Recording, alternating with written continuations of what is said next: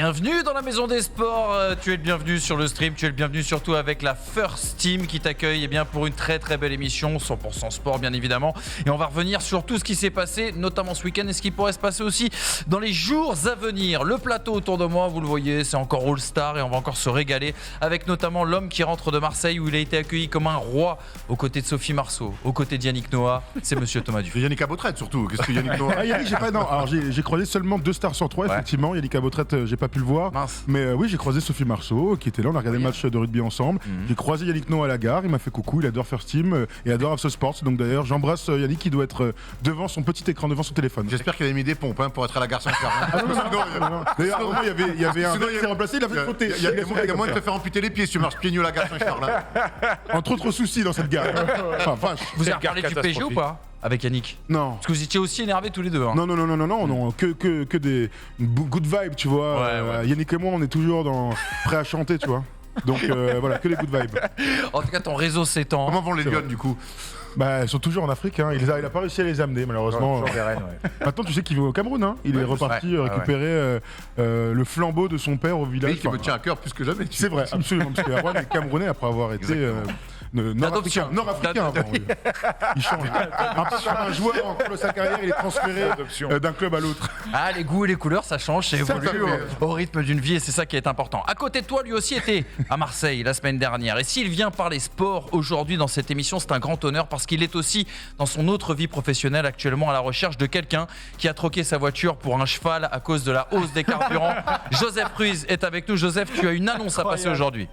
Une annonce? Ouais, bah je sais pas, tu cherches toujours ou pas? Ah oui, faut que je le retrouve, mais effectivement, il y a... Ah oui. Non, parce que je veux absolument retrouver ce mec, effectivement, qui trouve que le carburant est trop cher et est allé au taf. Il travaille dans une brasserie, c'est un jeune français, à cheval. Je trouve ça dingue. Bon, nous, à Paris, on peut pas trop faire ça, mais effectivement, lui, il habite un peu plus dans une pampa, mais bref. Mais je trouve ça fou, quoi. Donc, je veux le faire témoigner, effectivement, sur Sud Radio, là où je bosse, parce que déjà, je trouve que le sujet est important. Non, clairement. Et en plus, je trouve que sortir son cheval, quand même, c'est quand même. J'ai l'impression qu'on a le nouveau scénario du prochain film de Jean-Jacques Hano. Oui, c'est vrai. C'est fantastique, hein, le jeu. Ou c'est peut-être Edinson Cavani que tu recherches, peut-être. Tu vois, ça c'est pour toi. quelque chose. Ça, c'est pour toi, ça. Ça, c'est pour toi, Wow, ça, tu vois. joueur du PSG le jour, et Batman la nuit, je sais pas, ou Zorro, je sais plus comment ça s'appelle. Incroyable. J'ai une copine qui vient à cheval tous les jours, mais ça n'a rien à voir. Vous l'avez reconnu, il n'était ni à Marseille, ni dans le Berry ce week-end. Un hôte de grande qualité à l'hôtel Accor Arena, c'est bien sûr Erwan Abotrette. Ça va mon Manu? Ça va toi? Bon, ça va très bien, ça va mieux que le PSG, mais pas aussi bien que Monaco. Oh non. Monaco qui a fait un week-end incroyable. Ouais, très beau, Charles très beau. Leclerc, le foot qui a battu le PSG et le basket où ils sont les gagnés contre le Paris Basketball. Les Monégasques ont vécu un grand week-end de sport. Ouais, c'est vrai. On va y revenir avec lui aussi. Alors lui, heureusement pour nous tous, il n'était pas à Monaco ce week-end. C'est bien sûr Polo Harrer. Ça va, mon Polo? Ça va très bien, toi, Manu. Très bonne journée, hein, toi et moi, qu'on passe ensemble. Oui, mais c'est du grand bonheur. Franchement, les gars. Et moi, je suis le pâté, quoi. J'étais pas avec vous en régie. Si, t'étais bah avec voilà. nous, mais Il a fait une édition ce matin, Erwan. Ah ouais, c'est vrai. sinon, on se voit ce soir aussi. Ah, Erwan, donc, Votre journée, votre marathon n'est pas terminé, les gars. Le sommaire de cette grande émission qui nous attend, on reviendra bien évidemment sur le grand chelem du 15 de France et cette victoire sur l'Angleterre. On va aussi se projeter un peu petit à petit sur la Coupe du Monde qui se profile en France en 2023. Joseph nous en parlera et nous livrera bien sûr tous ses enseignements. Dans la perf de la semaine, on va parler d'une résurrection, celle d'une écurie rouge, celle de Ferrari qui revient avec une voiture qui pourrait tout casser cette année en Formule 1. On vous dira tout. Et puis le quiz, le mot de Tom, mais on attaque tout de suite bien sûr avec les news.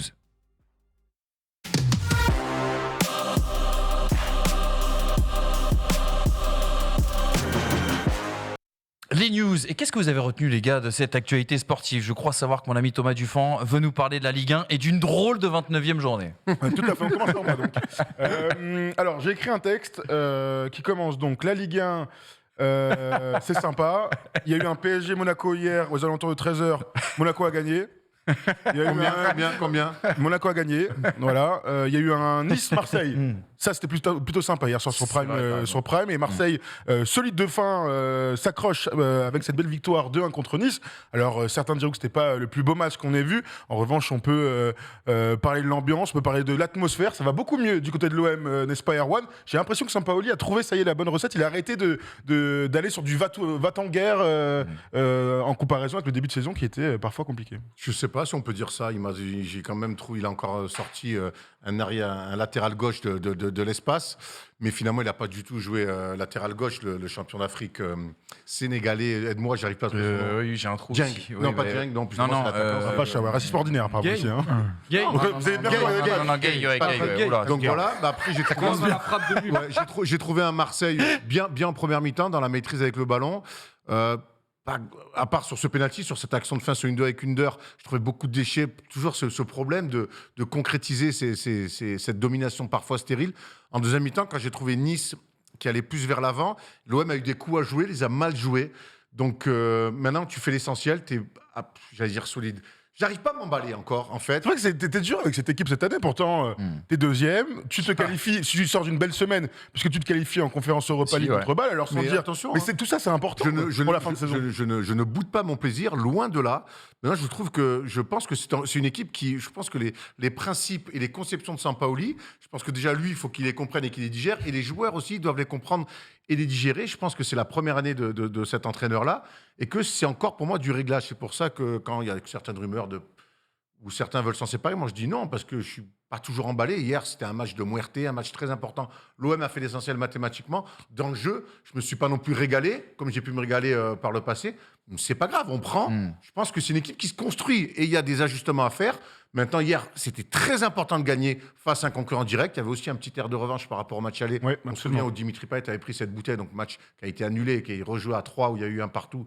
Mais il y avait un petit air de revanche. C'est bien de le prendre mathématiquement, c'est bien de le prendre pour la fierté. On est encore en course en Coupe d'Europe, donc voilà, tout est mathématiquement, c'est très Ça va bien. mieux qu'il y a quelques semaines en tout Ça cas. va Beaucoup, très bien. beaucoup mieux. Après, on se souvient les défaites de face à Clermont, le match nul à 3 concédé dans les dernières minutes.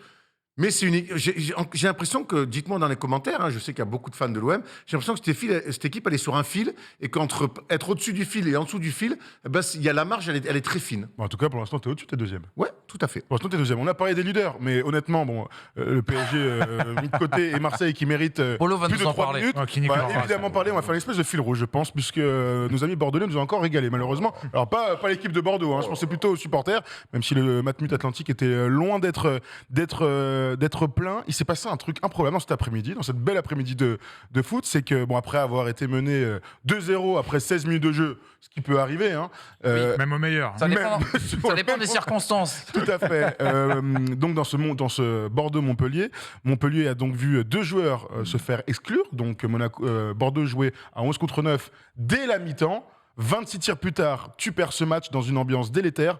On voit Benoît Costil juste derrière qui a été pris en grippe par les supporters parce que proche de Laurent Koscielny, et Koscielny fait partie des joueurs détestés au sein du club bordelais. Bon, le problème c'est qu'il a été remplacé par Marcello, hein, que Lyon a gentiment envoyé en train ou en avion il y a quelques semaines. Moyennant Marcello, 300 il 000 € était- mensuels. Ah ouais. Marcello, il était dramatique. Il a eu 2 dans l'équipe.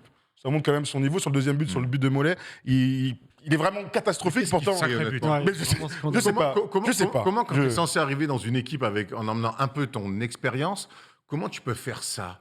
Tu as le temps, tu rates, enfin, tu es mal placé, tu rates ton contrôle, tu donnes...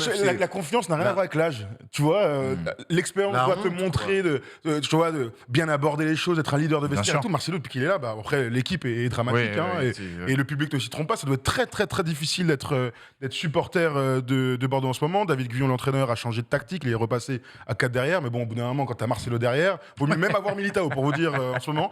À Militao, pour jouer le maintien... En attaque, par Oui, contre. ouais. En tout cas, Jonas Omine a eu 9 dans l'équipe, le gardien de Montpellier. On a vu un bon match, si t'es supporter de Montpellier. On a vu surtout une ligne de l'histoire s'écrire parce qu'aucune équipe n'avait jamais perdu C'est ouf. en étant à 11 contre 9 dans un match de Ligue 1. Et cette stat est complètement ouf. Il vit vraiment, je pense, une saison cauchemardesque. Ça me rappelle un petit peu l'année où Monaco descend en Ouais. Ligue 2. Oui, t'as raison. Ouais. Je me souviens avec Deschamps. Là, qui avait son 2011 ou cuir. 2012, je sais plus. Non, attends, oui, non, bien Non, avant, t'as raison, t'as Et raison. quand j'ai quand dit, Deschamps, ouais, ouais. Deschamps se fait virer aussi, qui vont vraiment. Alors, il y avait moins de supporters à Monaco, mais je me souviens que Deschamps avait été pris à partie aussi. On a vu beaucoup d'équipes comme ça. J'ai rarement vu aussi glauque que ça. On a Et on vu- se- T'as dit Nantes ou pas? Nantes, ouais. Nantes, Mais l'année- Nantes, mais c'était moins glauque que ça. Ah je non, trouve. c'était glauque. Moi, je me suis La fin de quand ils descendent là. Tu sais que j'ai une anecdote, c'est que le soir où ils descendent, moi Ouais. à l'époque je jouais à Nantes et je me retrouve en boîte de nuit avec Frédéric Darocha. Ah ouais. Ah, la Et je me retrouve, famille. je me retrouve à boire à sa table, à discuter, ouais. à boire des canaux. Nous, on fêtait la montée de N3 en N2 au basket. Et je me retrouve avec lui à table et il me parle de sa saison. Il était dépité et il nous avait invités à sa table. On avait refait la saison. Il nous a dit que que tout partait à volo. Et je m'étais retrouvé avec Frédéric Darocha qui Oui, qui noyait. essayait d'oublier Qui noyait. la descente de Nantes en Ligue 2. Mais on a déjà vu des clubs comme ça exploser en vol. Je crois qu'aujourd'hui, la meilleure chose qui peut arriver au Bordelais, évidemment, les supporters ne seront pas d'accord, mais c'est un club qui doit repartir à zéro. C'est un club qui a une histoire. On sait que les grands clubs renaissent toujours de leurs cendres. Mais là, pour le coup, Bordeaux, ce qui est en train de se passer, c'est cataclysmique. Il y a un petit truc, parce que je vois dans les commentaires, et vous avez raison, il faut absolument en parler, on reprocherait à certains ultras, enfin, c'est Costil, si je dis pas de bêtises, Ouais, qui a dit ouais, ça, ouais. il reprocherait à certains ultras d'avoir été payés par Gérard Lopez et la direction pour l'insulter. Si c'est vrai, On a la vidéo d'ailleurs si vous voulez hein, incroyable, je du- vais pas souvenir d'une histoire du pareille. malaise. Alors, il y a déjà une histoire qui est tombée ce week-end aussi sur Bordeaux qui est incroyable. C'est cet influenceur qui aurait ramené Gérard Lopez, Diabaté 33, enfin, tout paravolo. C'est ce que tu disais. En fait, je lisais ça dans le chat. C'était Fine Star qui nous disait Bordeaux, ils vont nous faire une Bastia et ils vont aller en DH. Regardez la vidéo de Costil qui se fait donc insulter. On est à la mi-temps du C'est à match, mi-temps, si je dis ça, pas de c'est à mi-temps. bêtises. Et il va tout de Il a suite dit aller. qu'il veut se barrer d'ailleurs. Tu m'étonnes, après ce genre J'imagine. Ah, mais c'est d'événement. quand même- Il est en fin de contrat. Ouais. Ouais, oui, en fin de contrat. C'est quand même fou, mais ce genre de club où effectivement ça part en sucette, t'as l'impression qu'il n'y a personne qui contrôle rien. Et je comprends l'envie de certains supporters aussi, je lis dans le chat, de se retourner et de désigner un coupable tout défini, c'est-à-dire Gérard Lopez. Et c'est-à-dire que les projets de Gérard Lopez, tu le sens quand même, ça peut très bien marcher comme ça a marché à Lille, mais c'est un peu une pièce que tu lances en l'air. Et malheureusement, elle est retombée du mauvais côté pour les Bordelais, quoi. Regardez ce tweet de Winamax. On joue la 1140e minute des arrêts de jeu et Bordeaux est toujours mené 2-0 par Montpellier, désormais réduit à 3. Alors je suis d'accord avec toi, ce que tu dis, Joseph. Le problème, c'est que Gérard Lopez, il a ni l'oseille qu'il avait à Lille, donc les investisseurs, et il a pas non plus Monsieur Miracle, à savoir Campos, qui est là pour faire les petites trouvailles avec son sacré logiciel, etc., etc. C'était malheureusement pas couru d'avance, mais là, ça prend une tournure catastrophique. Moi, ce qui me fait le plus peur, c'est ce que disait là, le message que je vous lisais que je vous lisais tout à l'heure. Si Bordeaux descend en Ligue 2, ils vont descendre jusqu'où, quoi? Parce que la situation financière est dramatique. Lopez, est-ce qu'il pourra rester? Si quelqu'un reprend derrière, est-ce qu'il aura suffisamment de garanties à apporter à la DNCG pour que le club soit maintenu en Ligue 2? Ça peut être une brave catastrophe. C'est un club, je le rappelle, Mais t'as raison, c'est un les club grands qui a une clubs ne histoire, meurent c'est une jamais. région quand même où il y a... Comme Strasbourg, comme où il y a- Bastia. où il y a du comme- pognon. C'est un bassin où il y a pas mal d'argent, il y a pas mal d'entreprises assez florissantes. Donc peut-être que le fait de descendre en Ligue 2 va obliger certains à partir. Il y a d'autres Ouais. peut-être de prendre la place.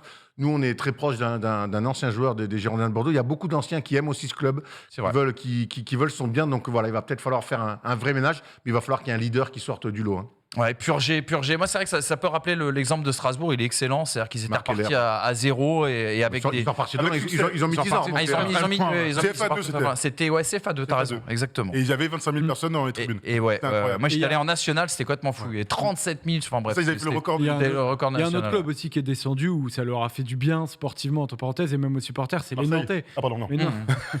non, mais les Nantais, la tribune Loire a presque ressuscité aussi Ouais, c'est vrai. de par ce passage en Bah, à Ligue 2. Strasbourg, t'avais Alors- plus de monde, excuse-moi de te couper, t'avais plus de monde en National ou en National 2 qu'en Ligue 2 à l'époque. Parce que les mecs disaient qu'ils se retrouvaient plus dans les joueurs qui incarnaient à l'époque ce club, parce que t'avais des mecs de la région, parce que t'avais des mecs qui étaient restés, etc. etc.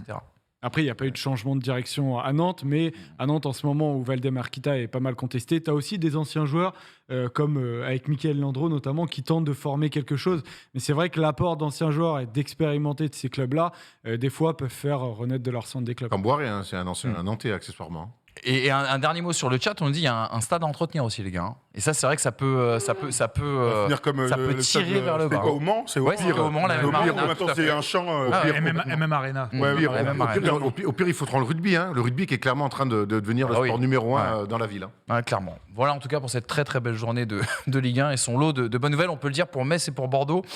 Ça sent très très mauvais en tout cas pour cette fin de saison. Pas un mot sur le PSG, les gars. Vous êtes sûr? On Ah boycotte? non, non, moi je pense C'est qu'il y a- un boycott. Ah non, mais il Si a tu rien à veux- dire. si tu veux, Manu, on peut en Non, parler. non, ouais. mais non, mais non, mais non, mais non, mais non. Un petit mot sur Sylvain Armand quand même. Oui, t'as raison. Ça m'intéresse. Ah, ça, oui, déjà. oui, c'est vrai, t'as raison. À quoi Mais c'est fou, ça. Quel drôle de comportement quand même. Je Alors, pensais on pas est- comme ça, ce gars-là. vous- Bah maintenant, non. maintenant, C'est ça vous qui est étonnant. maintenant, vous nous connaissez, on est loin d'être des donneurs de leçons en prêchant la bonne parole.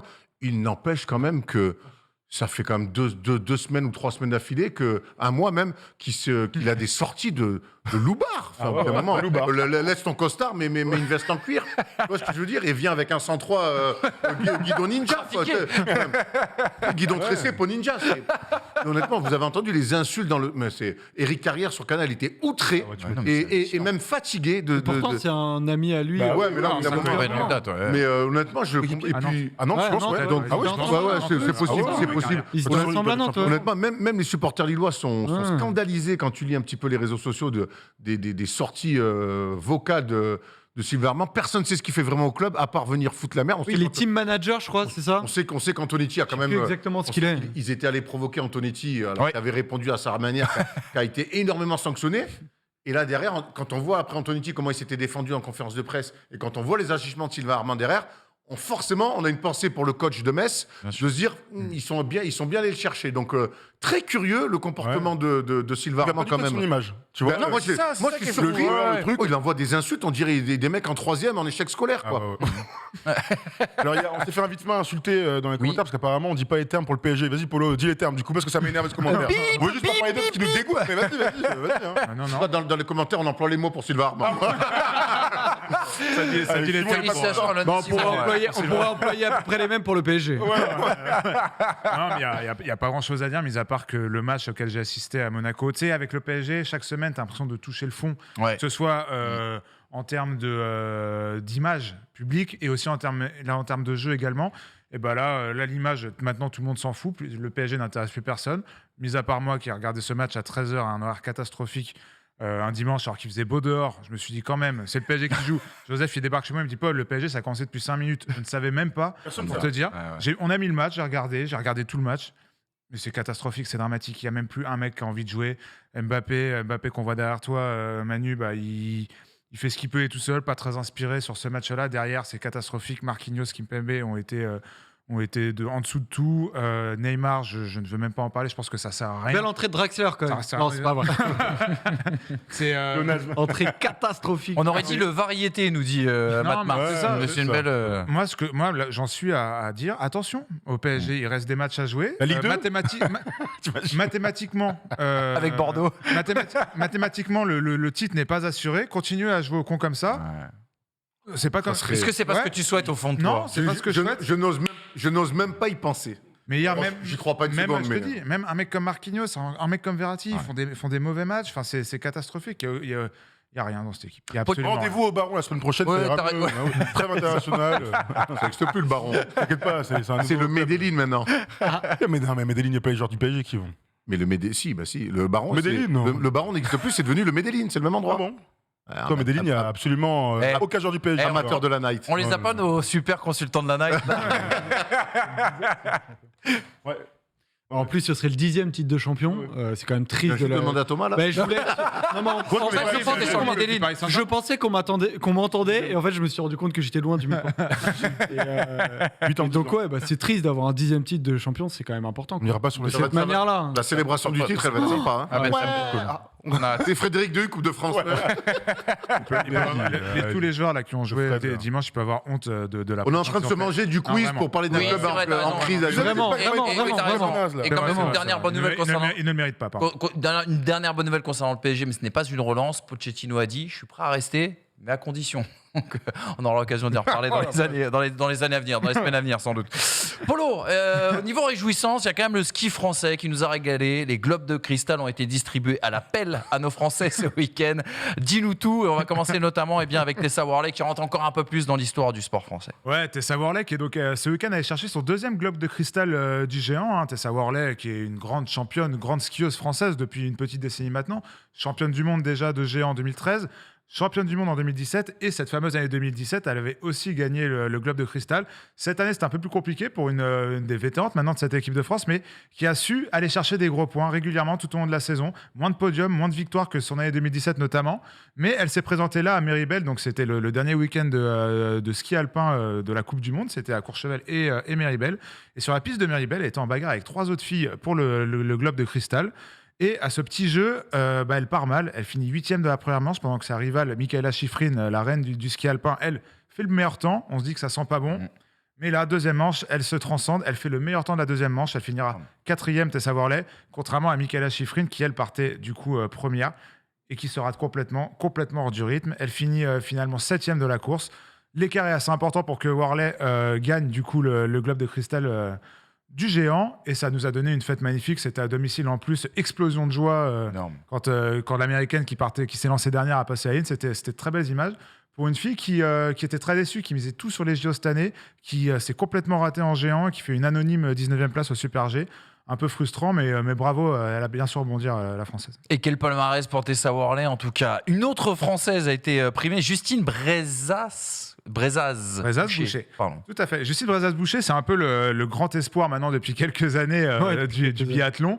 Mais le problème, c'est qu'elle a eu des problèmes un peu psychologiques pour passer le cap justement de la grande championne qu'elle devait être. Du coup, ses résultats, c'est par à coup. Et cette année, pour le coup, elle a gagné 2 fois. La première fois, c'est à la Mastart des Jeux Olympiques, donc un titre olympique pour Justine Brezaz, qui n'a que 25 ans, on le rappelle, un talent incroyable, peut-être l'une des meilleures skieuses du plateau en biathlon féminin. Et du coup, ça lui a permis d'être dans la course pour ce globe de cristal de la Mastart, dernière course de l'année. Il fallait, pour gagner, qu'elle finisse première, ce qu'elle a fait, et que sa rivale, la Suédoise Elvira Öberg, finisse pas plus loin que la 4e place. Elvira Öberg se battait pour finir 4e. Elle s'est fait doubler au sprint par sa compatriote suédoise Lynn Persson. Elle finit du coup 5e. Elle perd le globe de cristal à cause de l'une de ses compatriotes. Belle ambiance à l'arrivée, je pense. Je savais pas que la fille faisait du biathlon. C'est incroyable. Lynn Persson, non, mais vraiment, les 2 filles sont au sprint. Mais bon, je pense qu'après, dans l'intensité de la course, s'ils n'avaient pas fait les calculs, ça peut Elle a joué le jeu, quoi. Elle a joué le jeu, mais bon, c'est quand même sa compatriote. Elles font les relais toute l'année ensemble, etc. Ça a dû gueuler dans l'hôtel, quoi, à la fin de la soirée. Donc du coup, c'est Justine Brezaz-Boucher qui en profite. Belle année pour la Française. On espère que ça va lui donner confiance pour vraiment qu'elle s'imprègne de ce rôle de leader qu'elle peut être. Elle peut gagner toutes les courses, elle a le talent pour. On l'espère en tout cas. C'est le premier globe de cristal d'une biathlète française depuis 2008. C'est assez énorme quand on sait le vivier qu'on a, quand on sait les énormes résultats qu'elles arrivent à faire de manière collective sur les relais notamment. En individuel, c'est le premier depuis 2008. Donc félicitations à elle. Bah, c'est énorme. Et pour la saison Bientôt prêt pour les JO du coup. Pour la saison de ski, c'est fini. Elle a été championne olympique de la Mastart. Voilà, tu vois, ça tombe bien alors. Et pour la saison de ski, mon polo, c'est fini là. Il fait beau, Pour il l'instant, commence c'est à fini. faire chaud, c'est terminé. Ça pour l'instant, c'est fini. C'est fini. Jusqu'à l'année prochaine. Comment ça, c'est fini? On fait jouer des basketteurs dans des hangars, on peut bien skier sur du sable. Ouais, c'est vrai. Il y a une piste qui dure toute l'année. Mais justement, partons là-dessus. Parle-nous de cette salle, cette bonne nouvelle pour le basket français, puisque les épreuves, on le rappelle, de basket au JO de Paris 2024 auront lieu où? Dans un hangar, quasiment. Exactement, au Salon de l'Agriculture, pour être à Porte de Versailles. C'est un petit peu l'info qui a été officialisée il y a une semaine de ça, qui a fait grand bruit, notamment chez nous les basketteurs. Hein. Mais c'est une décision qui a été entérinée il y a de ça 3 à 4 mois par le COJO, le comité d'organisation des Jeux Olympiques. Donc ça a fait un énorme tollé. Evan Fournier et Nicolas Batum sont notamment montés au créneau, Andrew Albis aussi, Vincent Poirier. Pour l'instant, la Fédé n'a rien dit. Jure-le. Donc, il y a eu quelques sorties, notamment Thierry Rey sur RMC, qui a eu une explication avec Jacques Monclar, que je n'ai pas trouvé convaincante. Il y a eu notamment ton gars, là, Martin Fourcade. Faut séparer l'homme de l'artiste. Il s'est fait pour Martin défoncer Fourcade. par Evan Fournier.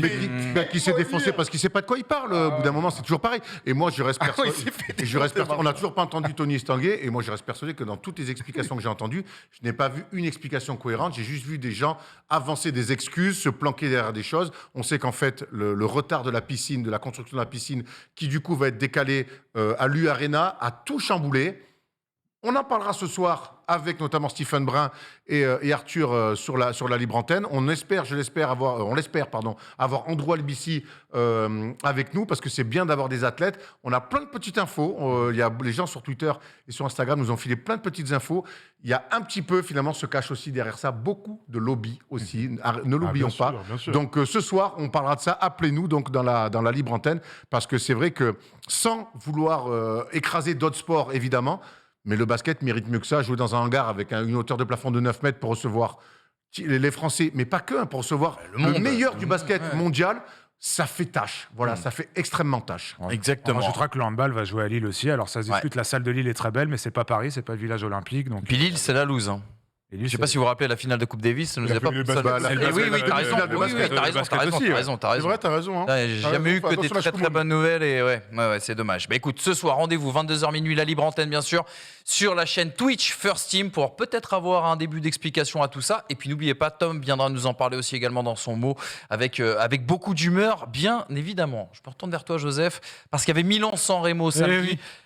Et il faut absolument en parler, il faut débriefer. bah ouais, j'espère bien, ouais. Et Milan qui est leader, fallait prendre 3 points. Et voilà. Un bon résultat pour San Remo. Je le maintiens. hein, donc, oui, Je clairement. maintiens. Oui, je suis journaliste sportif. Pardon, Joseph. On va pas la tête. Milan-San Remo, c'était samedi. Une histoire de sel magique alors. Ça, faut que tu nous en parles. Ah oui, de sel magique, effectivement. Alors, de sel. De sel. de sel. Ouais, de pareil. sel, Oui, voilà. pipi caca, tout ça. Alors vas-y. Oh non, merde. Donc effectivement, c'est du cyclisme, Milan-San Remo, c'est le premier monument de la saison.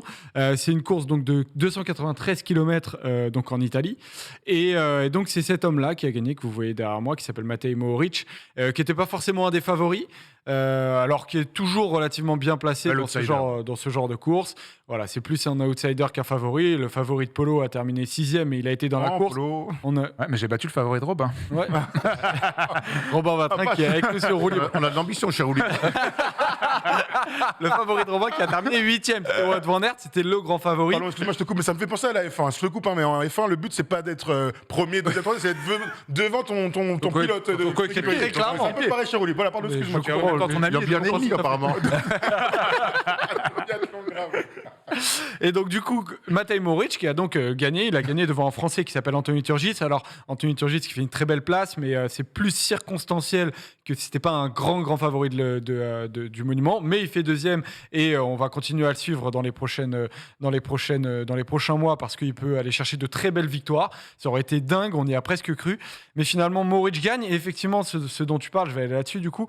En fait, il avait une selle télescopique, c'est-à-dire qu'il était capable de régler la hauteur de sa selle. C'est tout nouveau en fait. C'est lui qui l'a amené. C'est la première fois. Et les commandes, il avait Bah, en fait, regardez, quasiment. Non, c'était quasiment. comme C'est C'est ce que vous voyez. C'était fou, ça. c'était hydraulique et c'est comme si tu passais une vitesse. Ce que vous voyez en fait sur la cocotte, c'est-à-dire sur le guidon, en bas, c'est un espèce de truc rond qui est autour, comme une espèce d'alliance au guidon là. Et en fait, c'est grâce à ça qu'il pouvait activer la hauteur de sa selle. Et donc, en la montant ou en la descendant, et surtout en la descendant quand tu es en descente, tu peux donc être beaucoup plus aérodynamique. Et dans Milan-San Remo, en fait, il y a une descente qui est la descente du Poggio, qui se situe à 5 km de l'arrivée. Et cette descente est hyper technique, hyper dangereuse. Matej Mohoric est un fou furieux qui n'a peur absolument de C'est le rien. meilleur descendeur du monde. Ah ouais Il est encore, ouais, mais facile. Parce que c'est un malade mental et qu'en plus, il a une technique incroyable. Et là, en plus, il est aidé. On va voir les images derrière. On le voit passer là. C'est lui qui va doubler Pogacar qu'on voyait en tête. Pogacar, vous commencez à le reconnaître. Et là, il passe. Oh, Et vous allez- l'accélération. Incroyable. Et vous allez voir, parce que derrière, c'est pas des peintres. hein. Regardez les risques qu'il va prendre. Et regardez, il Pogacar va aller derrière. dans la rigole là. Hop, déjà, il a failli foutu une son, première ouais. fois il a fait mis une première fois de tomber à Il a, et en 70 fait, à il a fait l'heure. peur à tout le monde. Et Pogacar, qui est un très bon ami à lui, puisque les deux sont slovènes dans la vie, Mohoric lui a dit Regardez. Et là, regardez, là, il va prendre la moto quasiment. Hop, Voilà. il est à 2 doigts de prendre la moto. Là, il est à 2 doigts de prendre le DRS ouvert. parapet. Là, il est à 2 doigts de prendre Non, le mais, parapet. C'est un malade. Mohoric et Pogacar sont slovènes, ils sont aussi très bons amis dans la vie, c'est ça que je voulais dire. Et Mohoric a dit à Mais ça Pogacar, marchait. n'essaye pas de me suivre dans la descente, je vais faire une descente de fou furieux. C'est ce qu'il a fait. Il a failli tomber 4 fois en se prenant en étant à 2 doigts de se manger la moto 2 fois. On l'a vu là, à 2 doigts de se manger aussi un petit ponton. La descente a été extraordinaire et la victoire est totalement méritée parce qu'il a pris beaucoup plus de risques que les autres. Il a failli se faire reprendre à l'arrivée par Anthony Turgis, le français. On l'a dit, mais c'était quand même le voir. Je pense que si vous l'avez pas vu, vous faire la descente de Tadej Mohoric en replay, ça dure pas Tu longtemps. descends combien là 80-90 km/h 80, ouais, entre 80, ouais. un peu plus de Enfin, 80 presque km/h. plus de Sur un vélo La de moto. 500 grammes. Hein. Eddy Merckx. C'est à peu près ça l'équation. Eddy Merckx, il y a maintenant des dizaines d'années, il descendait potentiellement à 80 sur Milan-San Remo. Donc aujourd'hui, avec les vélos qu'ils ont, ça monte presque à plus. Et d'ailleurs, la moto qu'on a vue était très proche parce qu'elle freine et elle se dit pas qu'il peut être aussi proche, aussi vite. Et effectivement, ils prennent des risques totalement fous, considérés, on va dire, pour eux. Nous, vaut mieux qu'on Ah, mais c'est pas prévu, je te rassure. Et ce qui est fou, tu vois, il Notre BMX. y a un mec dans le chat, Ochoa 1880, qui dit que la moto était trop proche de lui dans la descente. Il a bénéficié d'un petit avantage, notamment d'aspiration dans la ligne droite, mais dans les C'est virage, il allait plus vite. Les motos ne peuvent pas prendre des virages à 180 degrés, à 80 km/h ou à 40 ou même Non, à c'est 30. de MotoGP, mais ça c'est- fait ouais, voilà. Et du coup, Quartararo en fin de carrière. non, mais- et dans les virages, c'est des motos caméra. Donc c'est une moto qui peut pas se mettre derrière non plus Moritz. Il faut qu'elle reste devant, elle est obligée. Et donc c'est hyper dangereux aussi. Et Moritz a failli se la prendre 2 fois. Mais bon, forcément, dès que ça relance à l'aspiration, ça donne un petit avantage. Mais là, il y avait rien d'autre à faire. Moritz allait trop vite dans cette J'ai une petite descente. question par rapport à la selle. Ouais. Du coup, est-ce que c'est une selle que tout le monde pourrait utiliser à terme ou est-ce que en fait, vraiment lui, un il seul gars se définit comme l'emmerdeur du vélo et des instances parce que justement, il a amené cette innovation-là. Et puis, il avait déjà amené une position où il était carrément assis sur son cadre, le torse quasiment posé sur son guidon et qui était relativement dangereuse pour un kidam qui voudrait l'essayer.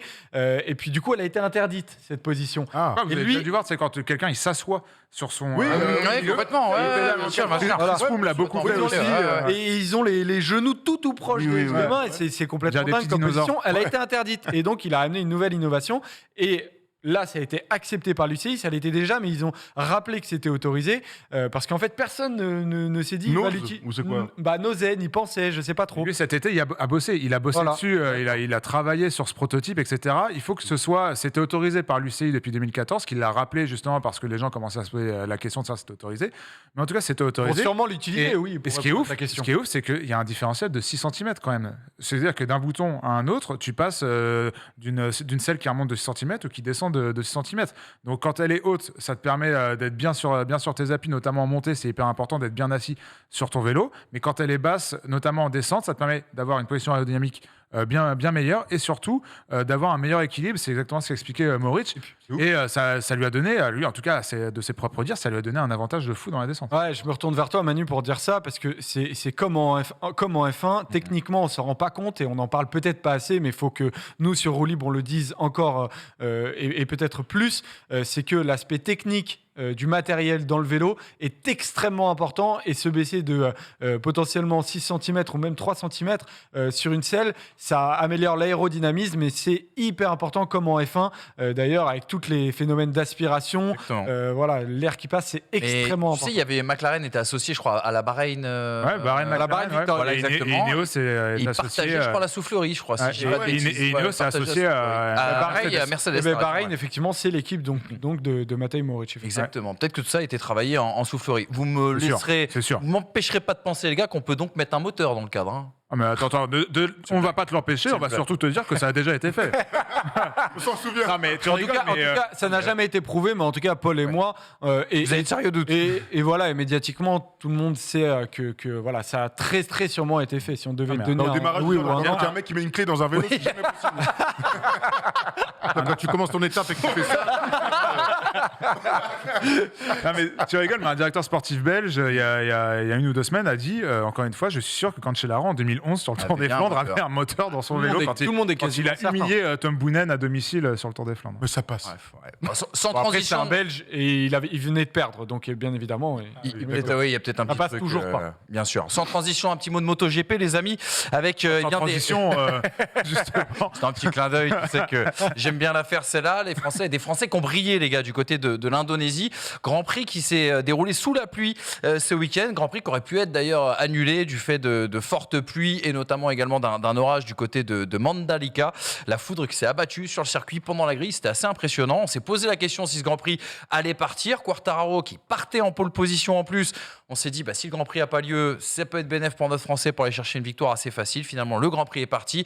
Et pour la première fois, on a vu un Fabio Quartararo étincelant sous la pluie. C'était un petit peu sa faiblesse depuis le début de sa carrière. Il avait tendance à faire des erreurs, à pas être en confiance surtout sur sa moto et ne jamais performer. Et c'est vrai qu'il a fait un très bon départ. Il a été très prudent. Il s'est retrouvé 5e au 3e virage. On s'est dit, mince, Quartararo retombe dans ses travers. Et c'est là qu'il a lancé une véritable masterclass.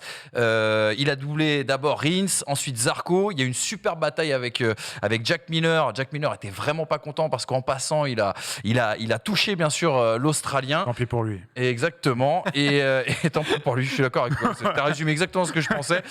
Bref, il a eu un rythme incroyable. Malheureusement pour lui, la course qui devait se dérouler sur 27 tours, du fait des conditions climatiques, a été réduite à 20 tours. Et c'est sans doute ça qui l'a empêché d'aller chercher le vainqueur. vainqueur Oliveira qui s'est imposé, mais en tout cas il a impressionné notre ami Quartararo. Zarco finit 3e, c'est quand même génial, 2 Français sur le podium, c'était arrivé l'année dernière je crois du côté de Doha.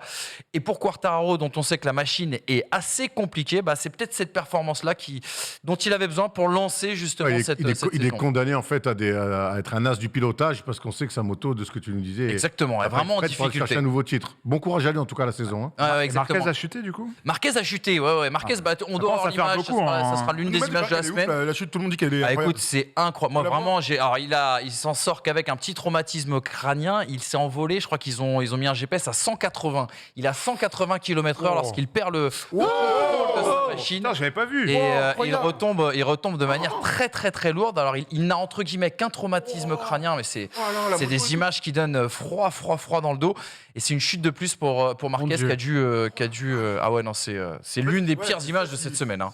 Si la moto lui tombe dessus, là on est c'est sur un drame humain après bref, derrière. une émission spéciale quoi. Oui, exactement. Et on n'aurait vraiment pas parlé du PSG, je vous le jure. En tout cas, on espère que Marc Marquez reviendra le plus vite possible. Principe de précaution, il n'a pas couru le Grand Prix. Ça s'est passé pendant le warm-up, qui est l'échauffement, on va dire, avant la course. On espère que ça ira bien, mais c'est vrai que Marquez, à chaque fois qu'il tombe, c'est quand même à chaque fois très, très, très, très lourd. Et on espère qu'il n'y aura pas d'autres gadins comme ça, ni des choses un petit peu plus difficiles. Image de la semaine, les gars. Oui. En fait, on en a cramé 2 des images de la semaine. On en a retrouvé une autre, je crois que je l'ai envoyée à Tom en régie. On en parlera juste après, mais on ne pouvait pas ne pas évoquer le superbe move de Nando De Colo. Le génie. Commenté en plus sur MCS. C'était commenté par qui? Par Sacha. Par Sacha, tout à fait. On revoit ça, les amis. C'est absolument fantastique. Bravo. Hop, c'est passe à l'aveugle. C'est un tout petit peu avant en fait. Belle passe, Ah ouais C'est une belle fixation, c'est une bonne passe, mais c'est ce qu'il fait avant. On va se recaler pour aller chercher Azer, le shooter. Mais c'est surtout le dribble juste avant, là où il fait une rupture. Tac, je sais même pas comment il fait. Voilà, vous allez voir. Hop là. Moi, on n'avait même pas vu. Non, c'est incroyable. Belle passe à Zer en tout cas. Ouais, bravo, regarde. Hop. C'est cadeau. Allez, un dribble incroyable. Hauteur. Et là, passe Nando. à l'aveugle derrière. Incroyable. Nando, la classe ultime. On Exactement. retrouve sur M16 Basket, bien sûr. Bien sûr, le meilleur du basket européen est à retrouver sur MCS Basket. Manolo. Si les gens ne le savent pas, au moins C'est le maintenant ils sont Star au courant. Oui, mon Polo. Manolo, est-ce qu'on n'aurait pas aussi en image de la semaine l'essai de notre ami italien pour On a faire gagner plein- Oui, c'est vrai, t'as raison, on Je sais l'a plus aussi. si on l'a- Moi, je l'ai Oh, bah aussi oui, dans la magnifique, mire, regarde. regarde. On a vraiment Avec tous les la droits. 78e minute, raconte-nous ça, Joseph. Eh bien, écoutez, effectivement, donc vous voyez le score qui était à 78e, 21-15. Et là, on va le revoir après, mais Ange Capozzo, qui est un tout jeune, un 15 italien qui joue dans le championnat de France. C'était à l'IUT avec Jérémy, notre CM. C'est pas vrai. Ouais, voilà, je vous donne une petite Incroyable. info comme ça. Mais on n'a pas Ah, ces c'est- infos. c'est vrai. enceinte, là, Ouais, quand c'est- même. Ah, mais non, mais je sais, non, Tom, là, tu m'en demandes trop, j'en sais rien. Mais en tout cas, il était à l'IUT avec notre CM, Jérémy. C'est pour ça. Non, mais c'est vrai, il était. demande. Non, mais c'est- Capozzo était à l'IUT avec notre CM. Et puis incroyable donc parce que ce petit gars qui n'était pas titulaire avec l'Italie, nous dans Bureau Oval on n'arrête pas de le réclamer, on se demandait pourquoi il n'y était pas avec les résultats qu'il faisait et il fait ses remontées folles et donc il gagne à la dernière seconde donc contre au Pays de Galles à Cardiff, donc victoire totalement dingue et quand il passe après la transformation les Italiens gagnent et des scènes de joie incroyables et puis juste ça fait plaisir quoi de voir les Italiens enfin heureux. Voilà. Et la J'ai un belle petit image, coup de ouais. gueule, moi. J'ai un petit coup de gueule à passer. Ça serait bien que les gens qui élisent les meilleurs joueurs du match voilà. attendent la fin du match. Eh ben je suis entièrement c'est d'accord. vrai. Parce qu'on sait qu'au rugby, à 10 minutes de la fin, on se souvient, mais Tous les sports, tous les sports. Dans les commentateurs, Non, mais font souvent ça. complètement. À 10 minutes de la fin du match, il fait et l'homme du match, c'est. Mais des fois, le match, on ne sait pas qui va gagner. Mais je sais, c'est parce que c'est Et les Et donc votes. là, ils ont pour mis ça. un Gallois homme du match, et finalement, les Italiens gagnent sur la fin de cet essai. Mais du coup- Heureusement, le Gallois, ça donne une Voilà. belle image. Il lui a remis son trophée de meilleur joueur du match à, comment tu l'appelles, à Ange. À Ange Capozzo. Capozzo, mais c'est ridicule d'élire ridicule, bien sûr. un meilleur joueur du match, alors quand un match est serré, qu'il reste un quart d'heure à jouer. Ouais, c'est mais le on Jerry sait, enfin moi je pense savoir pourquoi, je l'imagine, c'est pour que la télé, Protocole, ouais.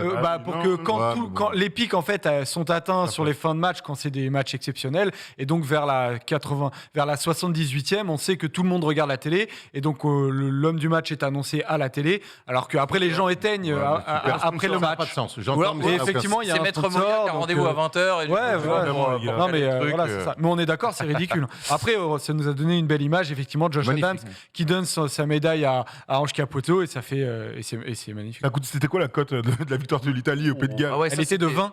En fait, elle était pas si haute parce que les Gallois, Fait tourner nul, non elle est sûrement Elle est plus gagnée, mais rien après joué. c'est une question de cut. Ils étaient à 1,30 les les Gallois, donc les Italiens étaient forcément à 20, mais ils auraient été sûrement plus hauts si les Gallois n'avaient pas été si mauvais dernièrement, quoi. En même temps, jouer l'Italie, fallait quand même avoir les colones. Enfin, en tout cas, fallait y aller, quoi. Ouais, Ouais. exactement, c'est pour ça. Dernière image. C'est l'image, la regarde, il lui Ah donne. oui, incroyable. Et il refuse alors. Non, il apprend. Non, non, Il non, est tellement mignon, il est Ouais, on dirait un sympa. petit gosse. Jamais tu te dis que c'est un Il a des cannes. joueur international de rugby, quoi. Dernière petite image, les gars, parce que l'actualité aussi de la semaine, ça va être l'équipe de France. 2 matchs amicaux qui nous attendent. Il y a quelques petits nouveaux dans cette équipe de France. Est-ce que vous le reconnaissez, lui? Regardez, un but incroyable qui avait été marqué en Coupe de France il y a quelques années. Regardez, débordement, côté droit. Hop, j'échappe tacle assassin. Ah, je me souviens de ça. au tacle du Tango et la Valois. Ouais. J'élimine le gardien, je C'est le mec reviens de- dans C'est l'axe. le mec de Lens, ça. Exactement. Jonathan Claus Jonathan Claus, Claus. à l'époque où il évoluait du côté d'Avranches, qui avait fait ce parcours jusqu'en 8e quart de finale contre le Paris Saint-Germain. Jonathan Claus qui va fêter sa première sélection. On a vu des belles images. Les images magnifiques. Voilà, de ses quand- coéquipiers. ouais. Exactement. Il y a vraiment un esprit dans cette équipe. Bref, c'est toujours assez galvaudé de le dire, mais c'est vrai et ça nous fait beaucoup plaisir pour Jonathan Claus, qui était l'un des garçons que la France réclamait et le public, notamment sans erreur, réclamait. en J'ai une équipe petite anecdote sur cette liste de l'équipe de France. Est-ce que vous êtes capable de me dire le nombre de formés au Paris Saint-Germain qui sont dans cette liste? Ouh, Genre il y en a- 23. Ah, il doit y en avoir beaucoup, ouais. Moi, je pense qu'il y en J'ai a vu que Saliba avait été 5. appelé à la Saliba place a été appelé, ouais. de Pavard, je dis ça en plus. Je dirais Il ça. a rappelé Areola. Ils sont 7 ou 8. 7 ou 8. Combien joue au PSG? C'est ça. Combien joue au Et PSG? un C'est zéro. toute la question. Super drôle de tout ça. Donc voilà. Non, mais effectivement, elles font plaisir, ces images qui sont le groupe qui est derrière ce Jonathan Claus. Et puis même des mecs comme Fofana qui pourraient potentiellement aussi mériter d'être en équipe de France. Ils ont le sourire et tout, donc ça fait plaisir. Ouais. En même temps, il y a ton gars qui va en équipe de France comme ça, c'est la fête de ouf. Non, mais c'est génial. Ouais, et puis bien l'émotion, sûr, Là, bien sûr. regarde, regardez, voilà, ça régale Ouais, tellement. mais même dans sa les propre vestiaires pro, émotion, ils disent, quoi. est-ce que ça Ouais, existe visible- partout, Visiblement, tu vois, il devait avoir je suis pas sûr. il devait avoir des infos, hein, Oui, à mon visiblement, avis, parce quand que, même, ouais, ouais. Il avait parce au que moins les mecs reçu la avaient déjà ouvert sélection, les mecs avaient déjà ouvert les bouteilles, on le voit en début de On va vidéo. faire le cas Bordeaux, il le célèbre comme ça. Marcelo, peut-être. Ah, c'est vrai. Naturalisé au calme. Ah, moi, j'étais assez étonné parce que c'est un des mecs en national, on l'avait vu exploser alors qu'il jouait, je crois, 3 ans avant en DH ou quelque chose comme ça. Et on lui disait, mais t'es trop fort pour le national, tu vas monter très très haut, c'est quoi tes objectifs? Il disait, non, mais moi déjà en national, j'ai atteint mon but, quoi. Et quand tu vois qu'aujourd'hui il va débuter en équipe de France, tu te dis quand même, le foot et le sport, c'est parfois de drôles d'histoires. On me dit dans le chat que Fofana est ivoirien. Comme ça, le truc, parce qu'en juste noce, c'est Ah, désolé, ok, raison, bah, mais non, tout mais ça, j'étais pas tu du reviens tout au courant, je important, savais c'est pas. important. Je savais pas, ok, pour C'était les news autant les pour plus moi. longues de l'histoire Vraiment, de c'est régalé. Sport. Non, c'est bien régalé, on s'est amusé et de toute façon, on passe tout de suite au quiz. Non, les amis, on va ouvrir bien sûr la perf de la semaine. On va parler de Formule 1, on va parler de Ferrari qui est sur le retour. On va évoquer bien sûr dans le dossier dans quelques instants aussi le 15 de France. Tom viendra nous faire son mot et sans doute bien s'occuper de certaines personnes, promoteurs de salles du Palais des Expositions. On en parlera. Voilà, je ne veux pas rentrer dans Ligne les 12, propos. ligne 12. Ouais, ouais. Porte de Versailles, Porte de Versailles, ligne 12. Exactement. Allez les amis, on parlait fin tout de suite. C'est l'heure de la perf de la semaine.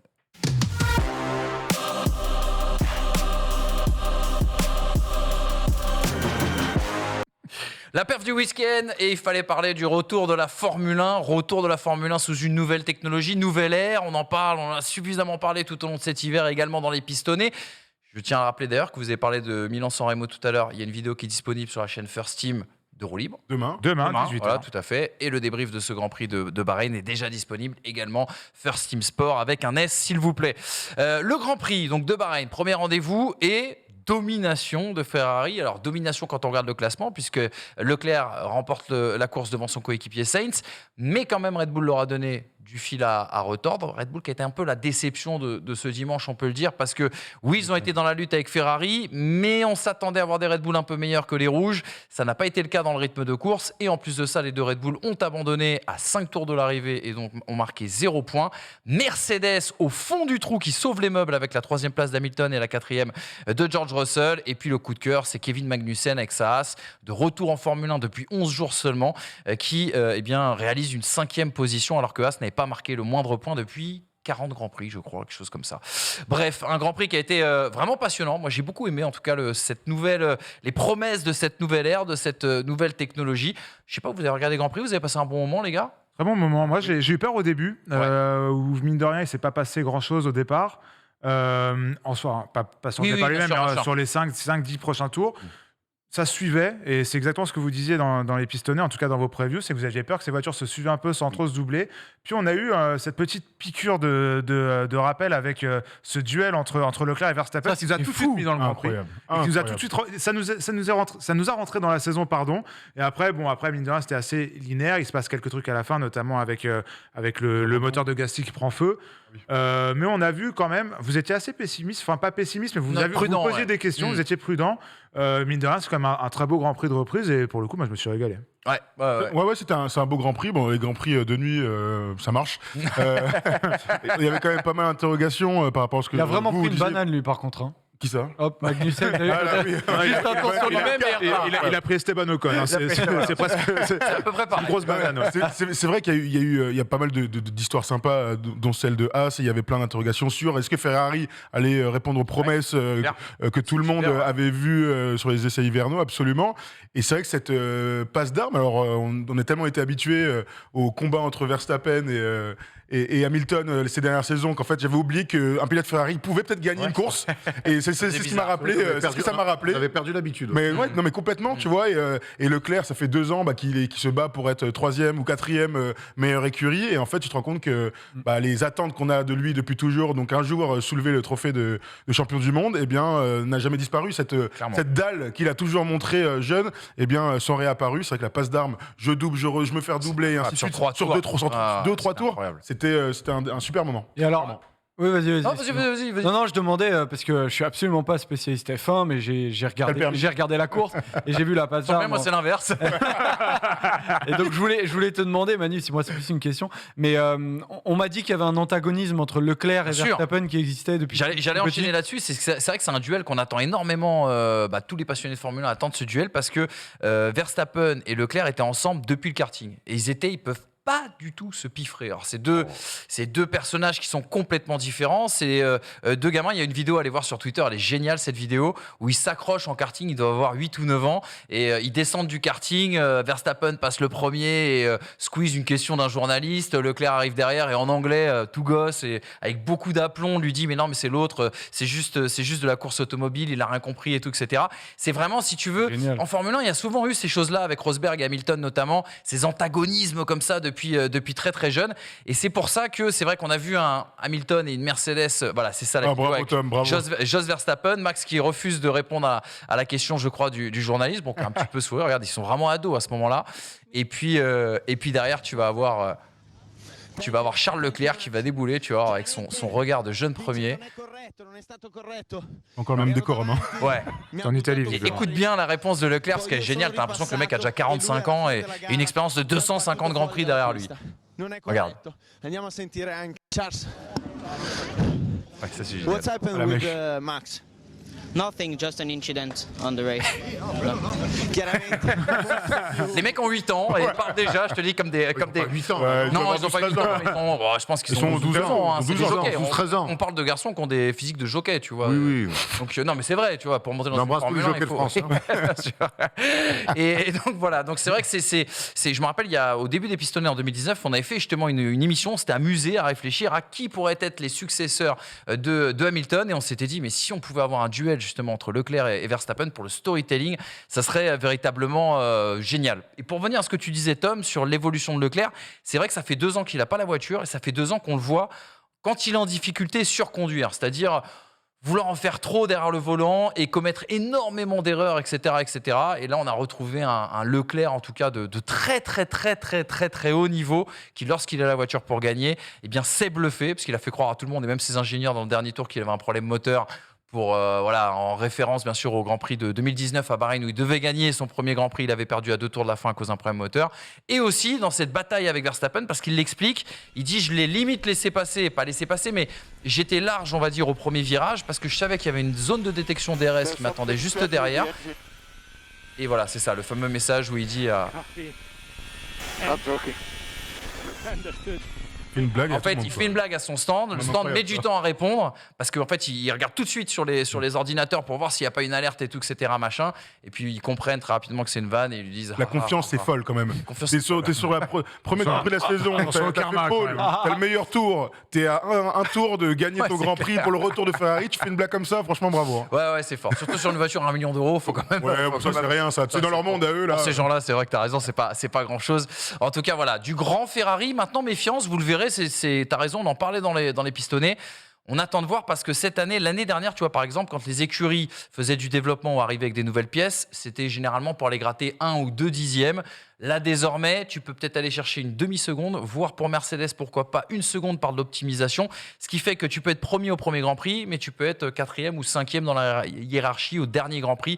Donc là, ça va être vraiment une bataille d'ingénieurs et c'est ça aussi qui va être assez intéressant cette année. Qu'est-ce que tu en as pensé, toi, du Grand Prix? Tu vois, il y avait beaucoup d'attentes avec ces nouvelles réglementations. T'as été satisfait? Tu nous as pas Écoute, dit. moi, la promesse, elle est là parce que les voitures peuvent se suivre. C'était vraiment la question que tout le monde se posait. C'était vraiment le gros problème de la précédente génération. Donc, moi, je suis content. Il y a juste un truc, et on en parle aussi également dans les pistonnets. Je trouve que ces voitures, elles sont pataudes, elles sont lourdes. Et vraiment, je suis très nostalgique. Alors, je suis déjà nostalgique de nature, mais là, je suis encore plus nostalgique, on va dire, des voitures du début 2000 ou de la fin 90 qui étaient certes moins rapides, plus petites, mais beaucoup plus agiles et qui transmettaient beaucoup plus d'émotions. Là, franchement, le départ, on aurait presque dit de la F2 et je trouvais ça vraiment pas très impressionnant. Voilà. J'ai vu un C'est un truc cap. fou aussi pendant la course, c'est ces voitures. Donc, déjà, il y a des fils sur les côtés, des Oui. fils de fer qui les collent au sol. Mais un autre truc aussi, c'est un changement de réglementation sur les pneus. Et en fait, j'ai vu Lewis Hamilton complètement perdre de l'adhérence. Oui, C'était en fou, fait, si ça. tu veux, les nouveaux pneus sont plus gros, donc du coup plus difficiles à mettre en température. Et en plus de ça, jusqu'à présent, avant de mettre le pneu sur la voiture, ils étaient mis dans des couvertures chauffantes qui chauffaient à 80 degrés. Et désormais, ils ont baissé la température à 60 degrés, ce qui fait qu'en fait, quand Hamilton est sorti, il était complètement sur des œufs, sur des pneus durs, donc vraiment le pneu le plus difficile à mettre en chauffe. Pneu qui n'était pas chauffé donc par la couverture, tu l'as compris, et c'est presque comme s'il était sous la pluie. Mais quand il va pleuvoir, ça va être un carnage. Mais alors ça, c'est une vraie question que tu poses parce que tu sais, en fait, pour faire un petit schéma, les nouvelles voitures, pour essayer de ne pas rejeter de ce qu'on appelle de l'air sale, donc c'est-à-dire de l'air qui vient polluer un peu les réactions sur ta voiture, on a décidé de renvoyer l'air très en hauteur, si tu veux, pas que ça vienne gêner la voiture qui suive derrière. Et donc, quid de comment ça va se passer aussi avec la pluie? C'est-à-dire que, tu sais, le flux d'air sera le flux d'eau quand les voitures vont rouler sous la pluie. Et imagine des voitures qui vont rouler avec un flux d'eau qui va faire, tu sais, une sorte d'arrosoir, de toboggan, de chute, Ouais, de comme Niagara, comme ça. dans l'océan, Comme nous à vélo dans la ville, quoi. Exactement. Voilà. Avec le garde-boue. T'en as plein la piste, quoi. D'ailleurs, il y a un grand prix à Aqualand cette année. Donc, Donc voilà, ce sera l'une des grandes questions. Il y a plein de questions autour de cette saison. Comme on le dit, c'est notre avis dans les pistonnets. Beaucoup de gens, là, depuis hier, tirent plein de conclusions, disent « Oh, Ferrari va être champion du monde, Verstappen, ça va être compliqué, oh, Mercedes, c'est fini, Hamilton aussi, et tout, etc. » Méfiance, les amis, franchement, ça va être les 4-5 premiers Grands Prix qui vont nous donner un petit peu le ton et le là. Et alors, Hamza, lui, pense tirer les premières conclusions à la moitié de saison. Je vous le promets, on le fera un petit peu avant quand même. Sinon le temps va vous paraître un petit peu long. Voilà. Mais voilà en tout cas pour ce Grand Prix de Bahreïn. Et on reviendra bien sûr sur la suite. Prochain Grand Prix la semaine prochaine en Arabie Saoudite du côté de Jeddah. Rappelez-vous de Jeddah, c'était l'année dernière ce circuit fou là, un peu urbain. du coup, Avec le retour du Jeddah. T'as raison. Bien sûr. Ça marche très Polo, fort. c'est Ça marche très fort. Jeddah qui est la ville où a été tourné les nouveaux Star Wars, notamment avec la planète qui s'appelle Jeddah. Et ben ça fait un la point planète pour de- l'équipe. La planète de l'épisode 7, si je dis pas de bêtises. Ah, il va aller sur Tatooine là-bas à gauche. Je me rappelle qu'Erwan est parti en pèlerinage plusieurs fois et que C'est pas c'est souvent. vrai. Bah, ça non, mais, Tatooine, ce qui est fou, c'est que dans Star Wars, du coup, les endroits où ils tournent, ils récupèrent les noms et ils en font. Ouais, C'est comme Tatooine, la planète, c'est- quoi. La planète Tatooine, c'est le désert de Tatooine en fait. Indonésie. et- Jeddah, je suis et pas sûr à Jeddah, 100%, mais en tout cas, la planète s'appelle Jeddah et c'est tourné dans le désert. Donc, c'est des masses À de la fois, elle désert. devient un peu bariolée là tout d'un coup. Écoute, le chat a peut-être une info. Ouais, on le verra. chat est toujours bien renseigné sur ce genre d'affaires, les amis.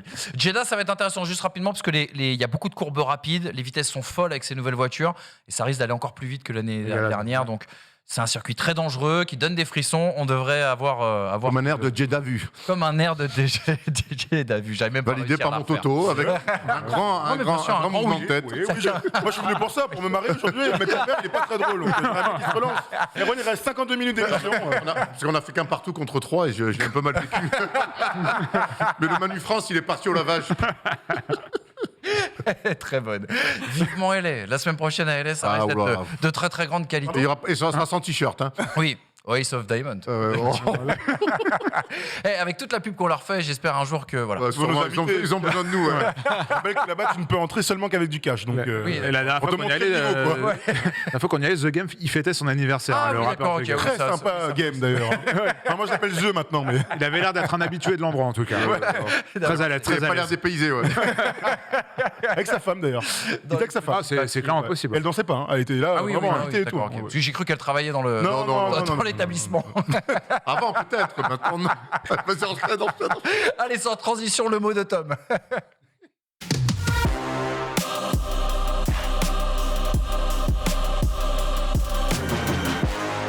Une ambiance surchauffée pour le mot de Tom. Tom qui est en train de s'installer là, très tranquillement, à côté de moi. Un peu de cours, ouais, pardon, excusez-moi. Tu me regardes quand tu sors ton micro de son, on dirait un mécano. Tom qui s'est interdit de parler de l'Olympique lyonnais, car pour reprendre ses mots, ce sont des... Non, je peux pas dire le mot à l'antenne, mon cher Tom. Non, aujourd'hui, Tom se demande si l'organisation des JO 2024 respecte vraiment les sports collectifs. C'est le mot de Tom. Ouais, salut Manu, salut les gars. C'est vrai que je suis un peu bougon depuis une semaine. Hein. Bon, déjà à cause de l'OL, qui est un club minable. Puis il y a aussi cette hausse du prix de l'essence, hein, 2 € le litre. Moi, je suis à un point où je me demande si c'est pas plus rentable de mettre du champagne dans ma voiture et de boire de l'essence. Bon, du coup, j'ai quand même appelé Renault pour être sûr. Il m'a dit que c'était pas mauvais. Hein. Fallait juste éviter la canette. Non, mais... Franchement, ça rend fou, hein. Je sais pas toi Manu, enfin si je sais, ça change rien. Moi, ma Saxo, 2 semaines qu'elle traîne dans le garage, elle est à sec sur la réserve. À ma petite femme, hein, comme je la surnomme, tel un bon vieux beauf, bah ça fait un bon moment hein, qu'elle s'est pas fait remplir. Pourtant elle est pas ménopausée. Et je vous rappelle mes dates pour mon spectacle. On peut plus rire de rien, voilà. Évidemment, je serai à la salle des fêtes de Concarneau hein, la semaine prochaine. Tu vas mettre en prix. Ouais, comme vous pouvez le voir, donc je suis un peu bougon, hein, et comme si ça suffisait pas, bah, j'ai appris cette semaine en lisant l'équipe que toute la phase préliminaire du basket aux JO 2024 se Encore sur la saxo. passera au parc des expositions. On parle du parc des expos, hein, là où se déroule chaque année le salon de l'agriculture. Donc on va mettre des joueurs de basket à la place des chèvres. Bon, bah quitte à être logique, il aurait fallu mettre les footballeurs olympiques de l'équipe de France. Tu remplaces des chèvres par des chèvres, là tu tiens un truc. Les basketteurs, non. D'ailleurs, on a vu Evan Fournier, un joueur de l'EDF, bien remonté hein, sur Twitter. Bon, en même temps, il y a de quoi. L'équipe de France de basket a peut-être sa plus grande chance de médaille d'or olympique. T'es à domicile, chez toi, et on te met dans un hangar avec une hauteur sous plafond de 4 mètres. Bon, autant dire que quand t'es basketteur et que tu mesures 2,6 m, bon, t'as plus de chances de te manger le plafond qu'un Ukrainien en ce moment. Cette blague marque peut-être la fin de ma carrière. Rappelle les dates, on sait jamais. Non, je suis désolé, mais vraiment, je comprends pas. J'ai l'impression que l'organisation des JO ne respecte pas vraiment les sports collectifs. Et s'ils ont été mis là, c'est que forcément, j'imagine en tout cas qu'il n'y avait pas le choix, non? Je sais pas, évidemment, moi je ne maîtrise rien en termes d'organisation. Hein. Je pense que si tu m'avais mis à la tête de la chaîne Téléfoot il y a un an, bon bah ça aurait tenu une semaine de plus. Mais c'est sûr qu'on maîtrise pas tout. Les questions de normes, d'oseille. Moi, je suis sûr je sais juste qu'il y a une salle qui a été construite spécialement pour les sports collectifs à Porte de la Chapelle, l'Arena 2, une vraie salle pour le basket avec une belle hauteur sous plafond, des tribunes. Mais on a préféré y mettre, tenez-vous bien, parce qu'il faut se mouiller la nuque, la gymnastique rythmique, pourquoi pas, et le badminton. Bah, j'ai raconté ce sport, vraiment, j'ai été terrain numéro 1 au lycée, donc je connais le haut niveau. Mais c'est tout con, c'est juste 2 sports moins populaires que le basket. Alors peu de gens regardent, qui va se déplacer dans les tribunes? En vrai, autour de nous, on connaît personne qui en fait. Enfin, ici, est-ce qu'il y a un pote qui fait du badminton ou de la gym? Thomas, non. Joseph, non. Erwan, non. J'ai un pote qui Polo. fait du badminton, mais du coup, je lui parle plus. Ah, bah ça m'étonnait pas que ça vienne de toi. Après, je vais pas rentrer dans ce truc. Ce sport est mieux qu'un autre, hein. Surtout que c'est pas de la faute des athlètes, ils se retrouvent là-bas. Mais voilà, on manque d'infos sur pourquoi ces sports plutôt que le basket. Martin Fourcade, président de la commission des athlètes, a tenté de donner quelques explications, mais bon, rien de bien convaincant. Alors c'est vrai, Tom, que Martin Fourcade a répondu aux polémiques, notamment sur celles qui touchent le hand. Hein. Ah oui, c'est vrai, parce que j'ai parlé du basket évidemment, mais bon, les handballeurs français peuvent aussi se plaindre, hein, puisqu'ils joueront les Jeux Olympiques de Paris à Lille. Bon, c'est comme si on te vendait des vacances à Valence, hein. Toi tu t'imagines déjà en Espagne, sur la côte espagnole, à Valencia, puis tu te retrouves à Valence, la ville de l'aire d'autoroute, à quelques kilomètres de Orange. Bon, ça fait pas kiffer. Moi après, j'ai rien contre Lille, hein, mais le handball, c'est 3 médailles d'or sur les 4 derniers JO, c'est la plus grande génération de l'histoire du hand français quand même, et même si Lille, c'est qu'à 1h30 de Paris, bah, quand t'es athlète olympique, c'est relou de pas être dans le village olympique. Martin Fourcade leur a dit, vous y serez pas, mais on a fait en sorte que vos familles vous rejoignent. Bon, visiblement, il n'a rien compris au principe du village olympique. Martin Fourcade, en fait, c'est le genre de mec pour ton EVG, il dit bon les gars, la Croatie c'est foutu. Par contre, j'ai trouvé un petit chalet en Ardèche. Il y a même des chambres pour les gosses. Non. Tout ça, ça me laisse un peu perplexe. Hein. On est aujourd'hui peut-être le plus grand pays de sport collectif. Quand on voit le rugby ce week-end, quand on voit le hand ou le volley, hein, qui sont champions olympiques en titre, et bah tu vois qu'on est bon de partout. Sérieux, le dernier faux pas en collectif côté français, c'était le collectif métissé. Bon, donc ça va.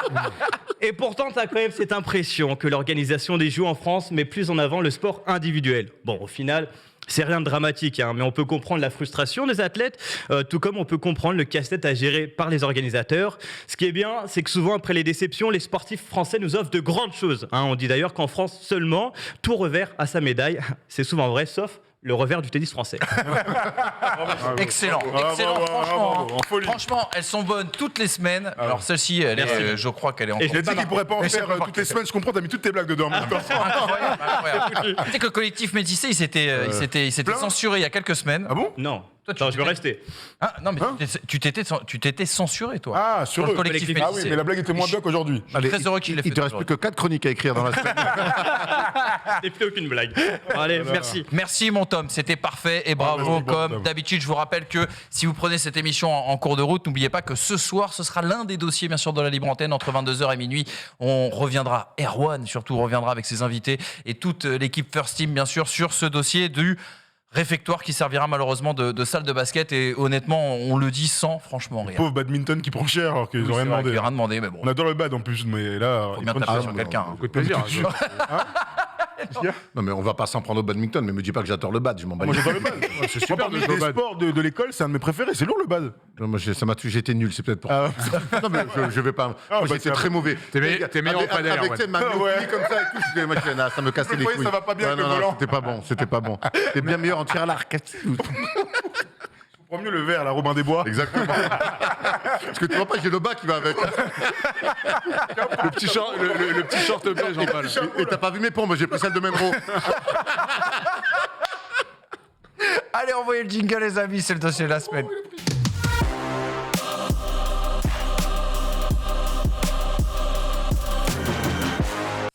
C'est une émission de grande qualité. C'est un grand moment qu'on est en train de vivre, bien sûr, sur le stream, tous ensemble. N'hésitez pas à commenter cette belle émission. Et on va se retourner vers Joseph parce qu'on va parler de rugby dans le dossier de la semaine. La France qui vient, enfin le 15 de France, qui vient de remporter le Grand Chelem après sa victoire contre l'Angleterre. C'était samedi soir au Stade de France. Déjà, revenons, avant de se projeter tout de suite sur la suite, profitons un petit peu, revenons sur cette soirée quand même assez mémorable. Quelle équipe de France, à quel visage et à quelle équipe de France on a eu le droit? Parce qu'on avait dit beaucoup de panache, beaucoup de rugby champagne, on va le dire, contre l'Irlande. Une équipe de France qui avait été très solide au Pays de Galles. Qu'est-ce qu'on a eu du coup samedi contre l'Angleterre? On a une équipe de France qui a été visée par une stratégie de l'adversaire qui a imprimé son propre style de jeu sur le match, c'est-à-dire il y a eu des chandelles. Ça n'a pas été un match incroyable à regarder, mais on a eu une équipe de France qui finalement s'en est sortie. Donc, à vrai dire, la qualité du match et du jeu du match des Bleus, c'est pas vraiment ce qu'on va retenir à la fin, c'est vrai. Maintenant, ils ont fait ce qu'il fallait. Ils ont su répondre à cette stratégie anglaise, être solide dans le jeu au sol, c'est là où on les attendait. Et donc oui, ça a été un match physique, ça a été un match. Ils en sortent encore, j'imagine, cabossés. Mais voilà, il y a eu des grands moments. Il y a eu un Stade de France qui était voilà. Franchement, d'habitude le mot est un peu galvaudé, mais le Stade de France, je sais pas si je l'ai déjà vu dans des états pareils sur le rugby en tout cas. On l'avait vu un peu sur le match contre la Nouvelle-Zélande, mais là, l'ambiance, elle était mais folle, quoi. Et puis un moment tout simplement historique, quoi. Le rugby, on le sait, c'est un sport collectif, c'est la quintessence du collectif. Écoutez, bien sûr, tous les amoureux d'Ovalie. On va quand même mettre le doigt sur un homme qui a été extraordinaire, monstrueux, Antoine Dupont. Tu es d'accord? C'est l'individualité qui ressort le plus pour toi de ce match? Eh bien, en tout cas, c'est l'individualité qui ressort le plus pour le grand public. Voilà. Et je le comprends parce que c'est un véritable leader. Au moment, à la 60e, où tu es sous pression, tu te dis, putain, on va pas se faire battre par les Anglais, perdre le Grand Chelem, à un moment où on doit le gagner, on n'a pas le choix. Et puis à la 60e, il te sort cet essai et tu te dis... ok, mais en fait, c'est lui le leader de cette équipe de France qui est capable de te sortir une action positive au moment où tout le monde l'attend. C'est lui qui te fait lever 80 000 personnes et 10 millions devant leur télé. et qui c'est une libération totale. Et tout au long de ce tournoi à destination, il a été visé par les adversaires parce que c'est vrai que le jeu offensif des Bleus repose énormément sur lui. Et puis en fait, il a répondu présent à chaque fois et il l'a encore fait là. Et puis oui, c'est bien sûr que je comprends que qu'il soit nommé homme du match, même si j'aimerais bien évidemment remettre en avant plein d'autres joueurs dont on aura le temps Polo de avait parler. voté Jaminet, mais bon, après. Non, mais j'allais y venir, les gars. Sans On peut marronnier. l'expliquer, ça, Faire quand même. un Ce petit petit point, running un gag, quand petit même. point hebdomadaire sur la performance de Jaminet. Parce que j'ai pas l'impression à chaque fois, j'ai pas l'impression de voir les mêmes matchs. Non, mais ce qui est marrant, c'est qu'on se discutait avec Erwan et Tom pendant le match. À chaque fois que Jaminet faisait une action, bien ou mal, il y avait toujours un petit commentaire. Salopard Jaminet ou bravo Jaminet. Et vraiment, ça fluctuait pendant Il a là. été bon contre Bah, l'Angleterre. on l'attendait dans l'ovale, dans le vent, hein, comme on dit maintenant. Et il a été bien, non dans les airs, c'était quand même la faiblesse qu'on imaginait. Il a été plutôt solide. Il a été plutôt solide. Plutôt mais de solide. toute façon, et puis les quelques ballons qu'il a perdus, en fait, faut pas oublier que ce mec-là, déjà, il y a un an, il joue en Pro D2. Mais ça Donc, marche pas en fait. Non, mais je vais te Cet dire argument. pourquoi. Je vais te dire pourquoi il faut l'accepter. C'est parce que effectivement, il y a un an, il jouait en Pro D2, donc être visé autant qu'il l'est, ça se fait quasiment sur aucun autre joueur. Et il est tellement fiable dans d'autres domaines que c'est normal qu'il soit sur le terrain. Et en plus, il s'améliore à une vitesse incroyable dans ce domaine-là, dans les airs. Là où c'est vrai, avant, c'était une immense faiblesse. Et sincèrement, vu comme il a été visé, il prend au moins Il a été visé. 15 Ça, ballons. ça, c'est clair. Il prend au moins 15 ballons dans Il les doit être airs. comme Servino, la oups, hors défense. Et en plus, il prend des ballons où les Anglais créent des match-up où il y a 20 cm d'écart avec ses adversaires et avec son On l'a vu souffrir adversaire. sur la taille, mais je l'ai trouvé. J'ai trouvé plutôt solide, j'ai trouvé quoi. C'est solide, ça, ouais. solide. C'est Ouais, le mot, voilà, j'ai c'est trouvé pour ça. solide. Il a- D'en rater quelques-unes, ça fait limite partie Globalement, du jeu, il quelque sort part. avec un 8 sur 10 très facilement sur ce match-là. Et si l'équipe de France va chercher le Grand Chelem, c'est parce que Jaminet a su répondre à toutes ses attentes. Alors oui, il a encore quelques faiblesses, mais c'est normal. C'est pour ça que je le dis, pour un joueur qui arrive il y a un an de Pro D2. Mais l'équipe de France se forme aussi parce qu'on fait confiance à des gars comme ça, même si de temps en temps, ils font quelques erreurs. Et Galtier lui a fait confiance, continue à lui faire confiance. Et il l'a encore prouvé sur le dernier match, il en est tout à fait capable.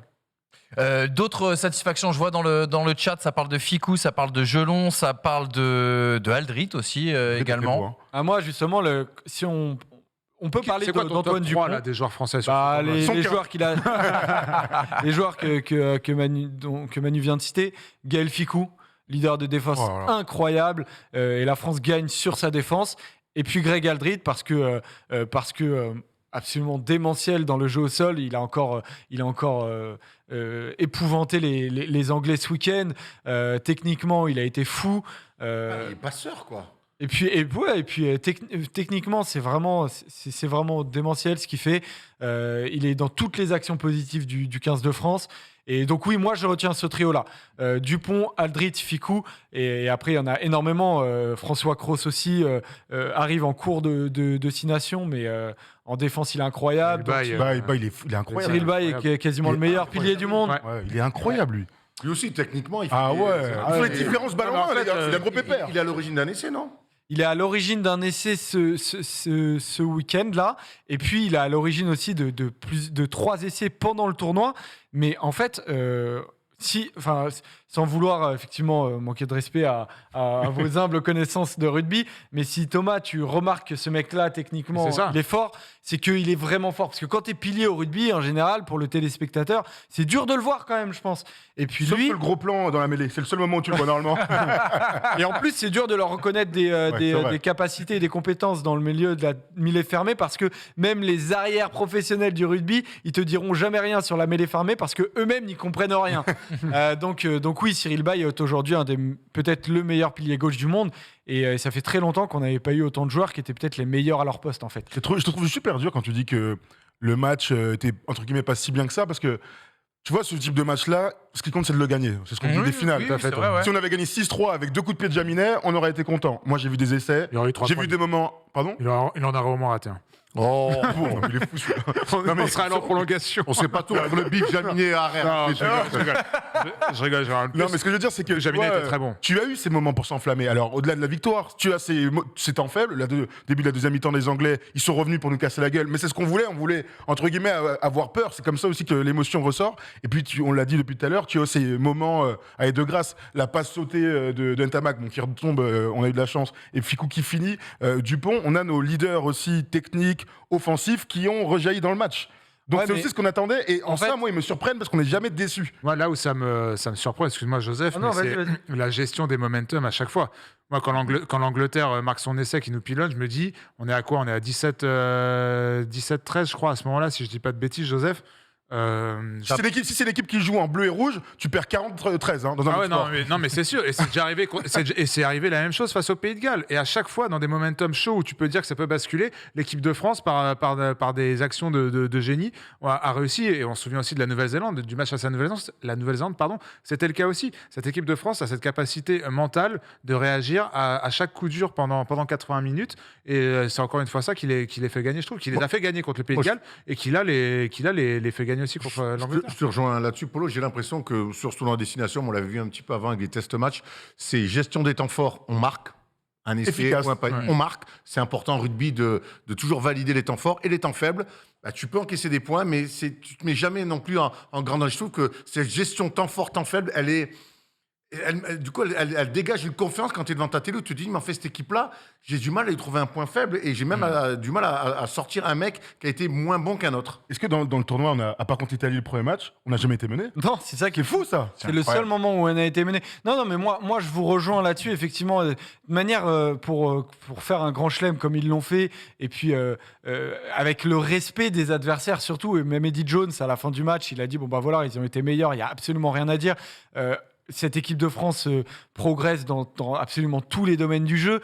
Et bien sûr que faut être incroyable. C'est ça que je veux vous dire. Mais après, moi, j'ai un regard où j'en attends tellement de cette équipe et que je vois en fait la progression qu'elle est encore capable d'avoir, que je suis un peu dur en disant que ça n'a pas été un match incroyable, parce que je sais que cette équipe-là, quand offensivement, en plus, elle va se mettre en marche, mais elle va être incroyable, elle va être spectaculaire en plus. Là où elle est spectaculaire par à coup, je pense que cette équipe, elle est capable d'être spectaculaire sur tout le temps. D'accord. Alors après, faut reconnaître aussi qu'elle est spectaculaire défensivement et que c'est extrêmement dur ce qu'ils font et qu'elle se construit comme une équipe de Coupe du Monde. Voilà, et donc d'abord de mettre des bases défensives et après d'aller chercher offensivement des améliorations. Mais c'est clair que cette équipe est. Bien sûr que c'est clair que ce week-end, oui, moi j'ai bandé devant cette équipe-là. Bien sûr, rien à dire. Sûr. Et les larmes d'Antoine Dupont sont extraordinaires. Hein. Bien sûr, incroyable. Et j'aime te dire, moi, on l'a déjà dit sur les émissions précédentes, mais cette équipe, elle a gagné le cœur des Français, quoi. Samedi, tout le monde était devant le match. Normal. Tout le monde était devant le match. Sophie Aymon y était. Sophie Aymon y était. Et puis, non, mais... Yannick aussi.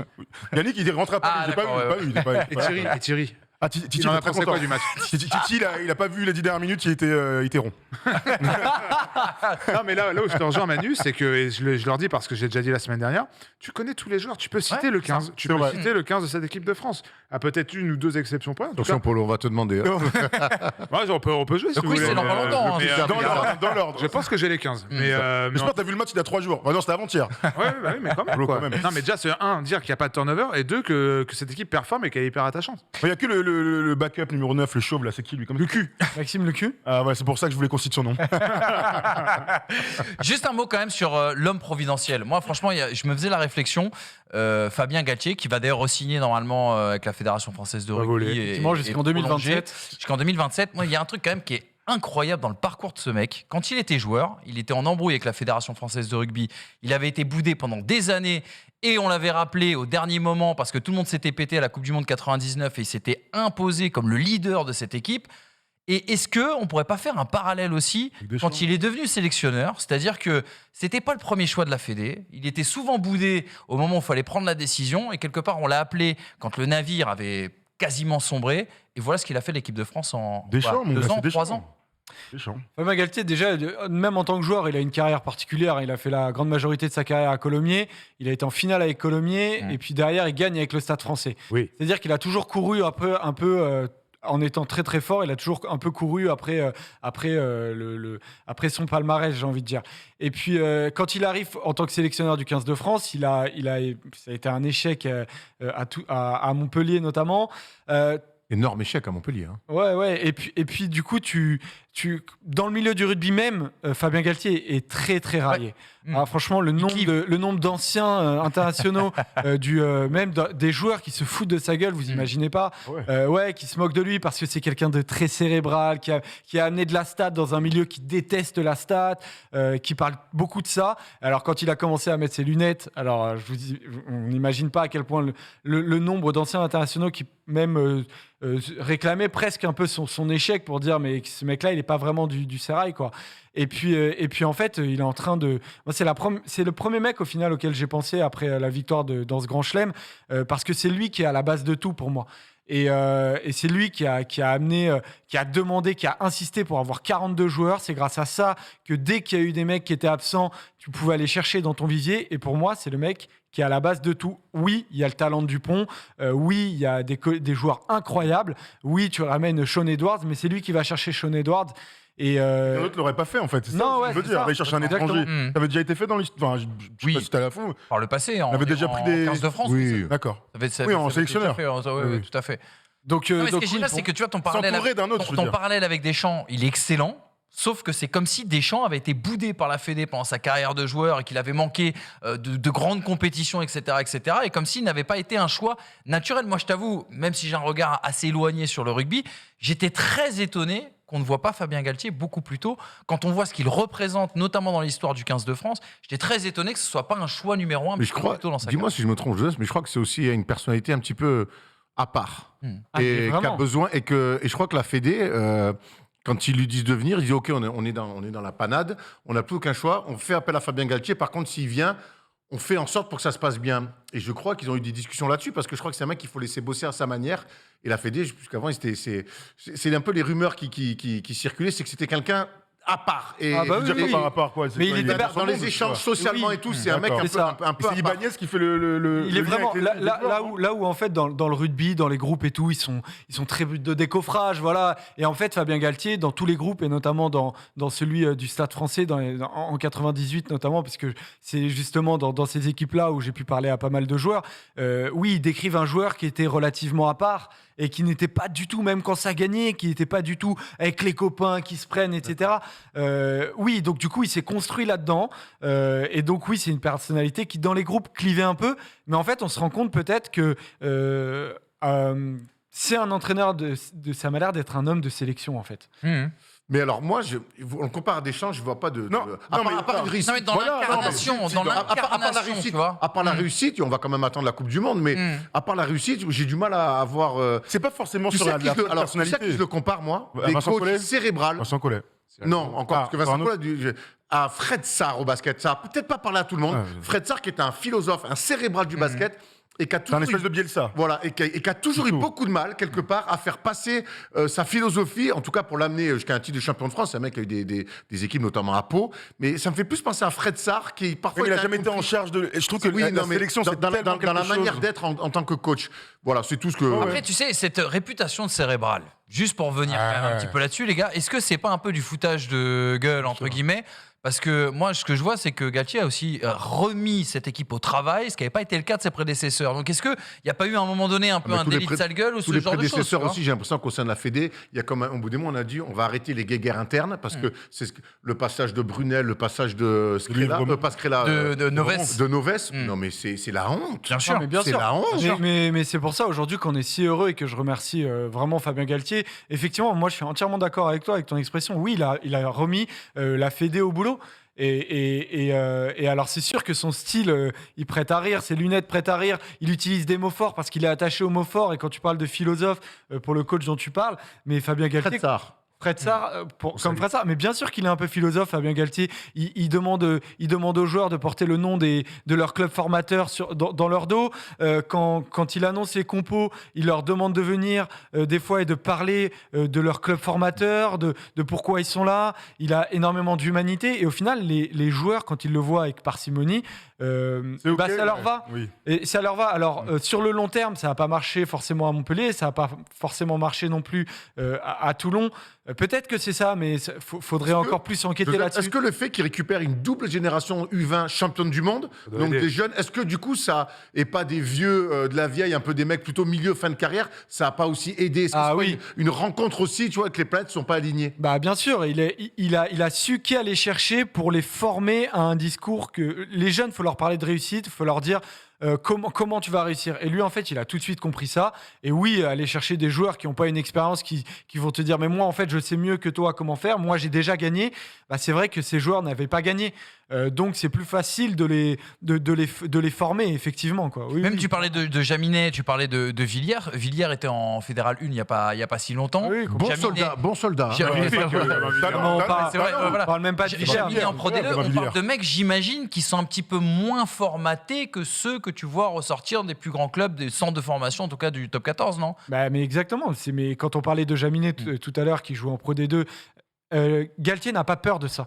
Galtier n'a pas peur des mecs qui n'ont pas d'expérience. Il ne regarde pas ton CV, il va plus regarder les hommes. Et ça, forcément, que ça leur plaît. Ça leur plaît. Ils ne s'attachent pas forcément au clinquant.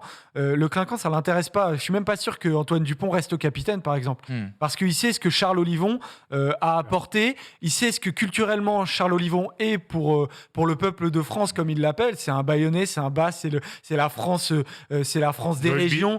Et voilà. Et tous ces trucs-là, lui. Bah, ça lui parle. Et il sait que dans un groupe, quand ils sont entre quatre murs, et que si vous avez l'occasion, allez regarder sur la chaîne YouTube de la Fédé Destin Mêlé, et vous allez comprendre pourquoi ce groupe et pourquoi les discours de Fabien Galtier, bien sûr qu'ils sont forts. Et quand tu es sur le terrain et que tu es face à 15 Anglais qui sont morts de faim et qui ont juste envie de te faire tomber, et ben, je pense qu'il y a des mots de Fabien Galtier qui leur résonnent dans la tête. Oui, surtout quand tu as 22 ans, 23 ans, et que tu dis que tu as été double champion du monde U20 ou simple champion, ou juste une fois champion du monde Déjà U20, bien. et que, ouais, ce qui est déjà bien, et que tu as une Coupe du Monde et que tu as déjà été champion du monde jeune et tu te dis, quand tu as 30 ans, et on sait, on l'a connu ça avec les basketteurs, à un moment donné, tu arrives avec des discours un petit peu. Eh ben, les mecs de 30 ans, 32 ans, ils disent, ah, tu m'emmerdes avec tes discours. Non, mais exactement. Dis-moi, je me place sur le terrain. Et des fois, tu as besoin d'avoir des mecs aussi qui encaissent ce discours-là. Et là, je trouve que moi, les deux se sont parfaitement trouvés. Il y a un commentaire très juste dans le chat qui dit, si Galtier est arrivé il y a 4 ou 5 ans avec l'équipe qu'il y avait, peut-être que ça se serait mal passé. Sûrement même. Sûrement même. Et d'ailleurs, Galtier. Oui, Polo. Non, je disais qu'il y avait des chances. Ouais. Ouais, et Didier Deschamps. Et, Attendez. et Galtier, du coup, effectivement, et en plus, il a été mis dans de bonnes conditions, mais là où il n'a pas été bête, c'est qu'il a pas refusé de prendre l'équipe de France à un an avant la Coupe du Monde au Japon en 2019, c'est qu'il a demandé par contre à l'intégrer de faire la Coupe du Monde fou, ça. pour voir quel joueur potentiellement il garderait. Incroyable ça. Mais c'est Et vrai que derrière, c'était t'en souviens couillu, c'est vrai, T'en t'as raison, souviens, j'avais premier oublié assistant, cette- là, Bien sûr. tout ça. Et alors, Trop bizarre. et c'est là-dedans aussi qu'il trouve sa réussite, clairement. C'est un ensemble qu'il a su gérer d'une main de maître et qui, j'espère, va continuer. Mais c'est une vraie étape qui est franchie. Ça fait 12 ans qu'on n'avait pas gagné, 12 ans que l'équipe de France était raillée par tout le monde et 3 ans que l'équipe de France était favorite sans gagner. Et désormais, elle est favorite, elle gagne. Et le Grand Chelem, le tournoi à destination, c'est des étapes qui sont très importantes. Et quand vous voyez l'émotion d'Antoine Dupont à la fin du match, sans déconner, il le mérite. ces mecs. Oui, exactement. Alors, on va s'amuser. Il nous reste encore quelques petites minutes. On va s'amuser, on va regarder devant maintenant. Il y a une Coupe du Monde en 2023 qui est en France. On va aussi regarder derrière parce que c'est vrai que des grands chelems, ça faisait 12 ans qu'on attendait ce grand chelem, bien sûr, de l'équipe de France. Où est-ce qu'on peut le placer? Où est-ce qu'on peut, pour le moment, même si cette équipe n'a pas encore performé en Coupe du Monde, où est-ce qu'on peut la placer par rapport à ses prédécesseurs? Est-ce qu'on peut être optimiste? Tu vois, une génération qu'on a bien aimée et qu'on a suivie avec Erwan, la fin des années 90, on avait une génération dorée qui malheureusement n'a jamais rien gagné, en tout cas à la Coupe du Monde. Est-ce que cette équipe potentiellement peut être plus forte? Est-ce qu'on peut vraiment comparer les époques? Bref, qu'est-ce qui fait que cette équipe... On est d'accord que cette équipe est quoi qu'il arrive dans les mois à venir, cette équipe est favorite pour cette Coupe du Monde qui aura lieu en France en plus. Alors, faut toujours faire attention avec le temps qui passe, ça va très vite. On se rappelle justement, tu parles de la génération de la fin des années 90. L'équipe de France gagne fait le Grand Chelem en 97. Ouais. Le fait en 98 et on se dit cette équipe de France en fait à la Coupe du Monde 99 elle va être favorite, sauf qu'en fait tu fais un tournoi à destination 99 catastrophique et au final tu arrives à la Coupe du Monde, tu l'es plus. Donc attention, cette équipe de France elle semble bien partie. Maintenant est-ce qu'elle sera favorite? En théorie il y a l'air de tout avoir pour que ça arrive, et puis après il y a les nations du Sud qu'on voit un peu moins jouer dernièrement, et notamment l'Afrique du Sud qui a pu, et la Nouvelle-Zélande déjà qui n'a pu jouer depuis qu'on les a rencontrés, l'Afrique du Sud que cette équipe n'a pas encore rencontré. Et l'intensité physique que peut mettre l'Afrique du Sud en Coupe du Monde, Ça va être monstrueux. Donc oui, potentiellement, elle va arriver favorite sur la Coupe du Monde. Maintenant, il y a encore pas mal de mois qui vont arriver. Mais là, je fais confiance à Fabien Galtier et au staff pour le rappeler. Mais il n'empêche, la génération 99, même celle un petit peu avant la Coupe du Monde en Afrique du Sud, en 95, moi qui suivais le rugby dans les années 90, j'avais toujours l'impression que ces équipes de France-là, c'était des équipes de panache qui, sur un match, pouvaient taper tout le monde, mais qui restaient des outsiders plus max. J'ai l'impression qu'avec cette équipe, pour la première fois de l'histoire du rugby français, et tu as plus de billes que moi, mais dis-moi si je me trompe, et dites-moi dans le chat si je me trompe, qu'on est bâti clairement avec un statut de favori pour la prochaine Coupe du Monde et qu'on l'assume avec une génération qui connaît déjà ce que c'est le champion du monde en jeune, même si c'est qu'en jeune, c'est pas rien.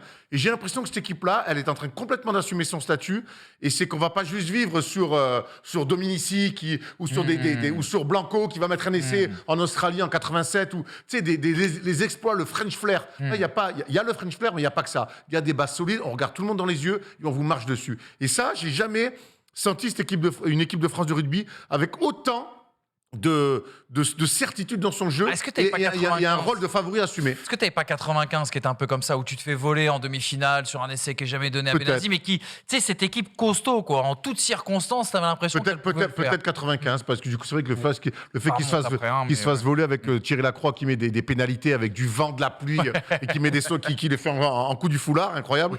Allez voir sur YouTube, vous ne trouverez pas parce qu'il faisait pas ça, mais ouais, peut-être 95, il y avait pas dans les têtes, on était une équipe qui pouvait créer la surprise, même en 95. Là, j'ai l'impression qu'on n'est plus une équipe qui peut créer la surprise. On est une équipe qui peut gagner la Coupe du Monde. Est-ce que ça fait pas peur, ce tournoi, il va dans ton sens. Parce que, en fait, le fait de gagner, ça va complètement dans ce truc de tu étais favori, tout le monde a dit que tu avais la meilleure équipe avec cette génération en or et tout. Tu l'as assumé, tu as tapé tout le monde.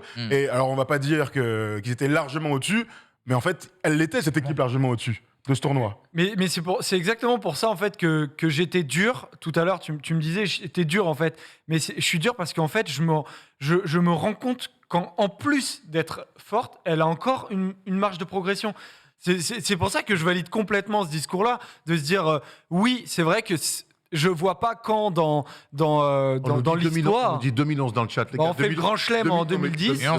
C'est une association en autogestion. Exactement. Ça va 2011, loin, mais... on fait finale, on doit être champion du monde et on se fait voler.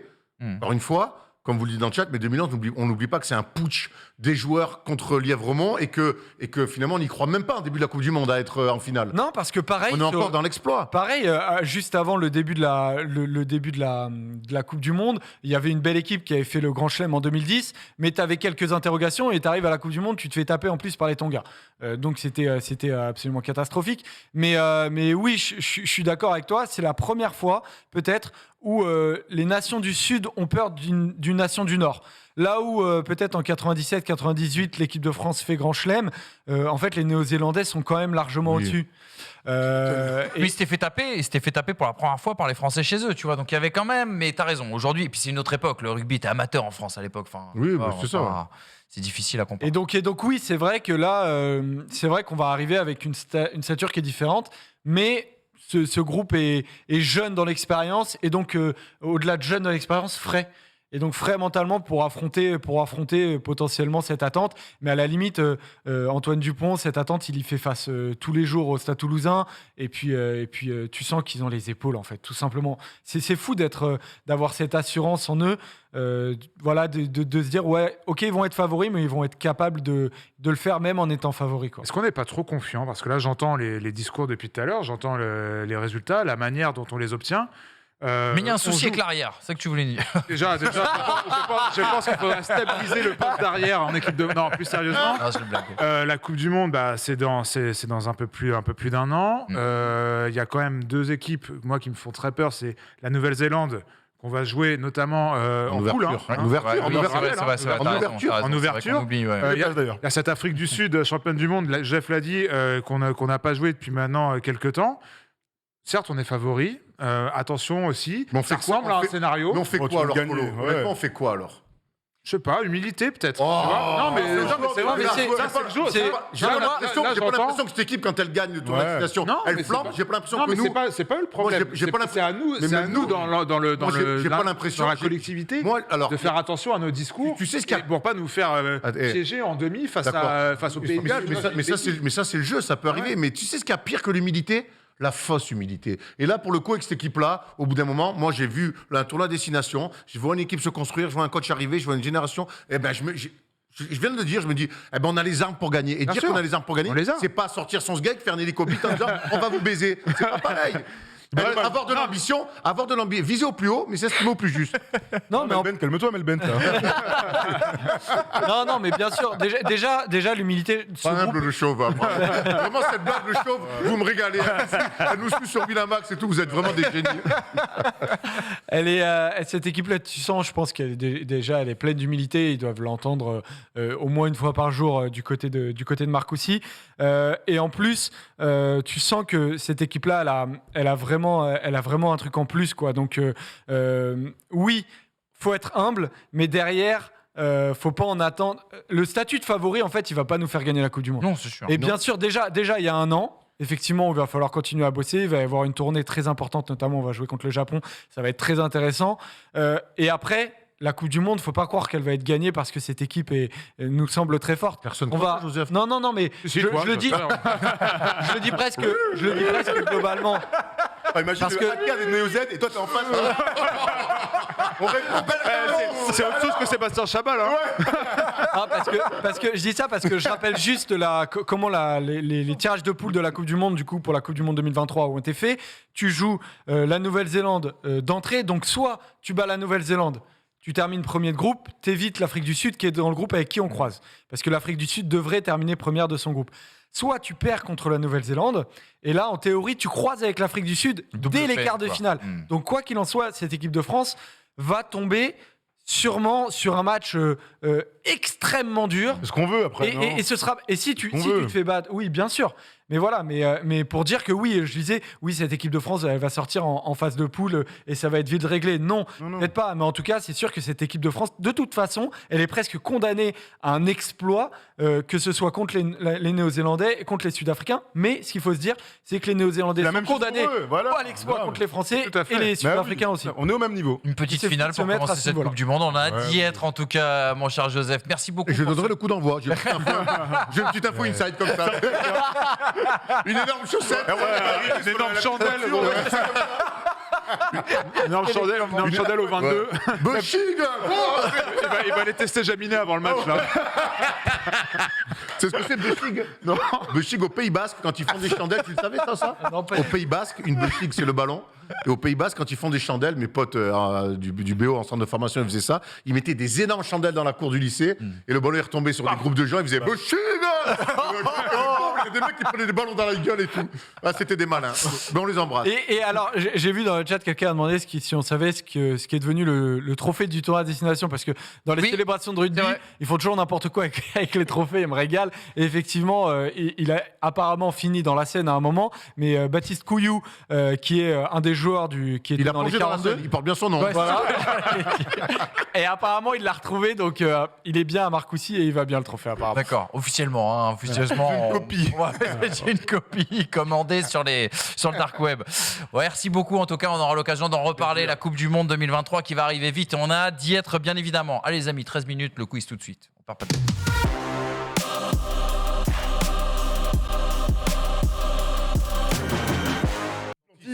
On va faire une petite parenthèse parce qu'il y a des gens dans le chat qui pensent qu'ils sont au flunch et qui peuvent prendre toutes les plats qu'ils veulent. Mais vous avez raison, il y a deux choses dont on n'a pas parlé.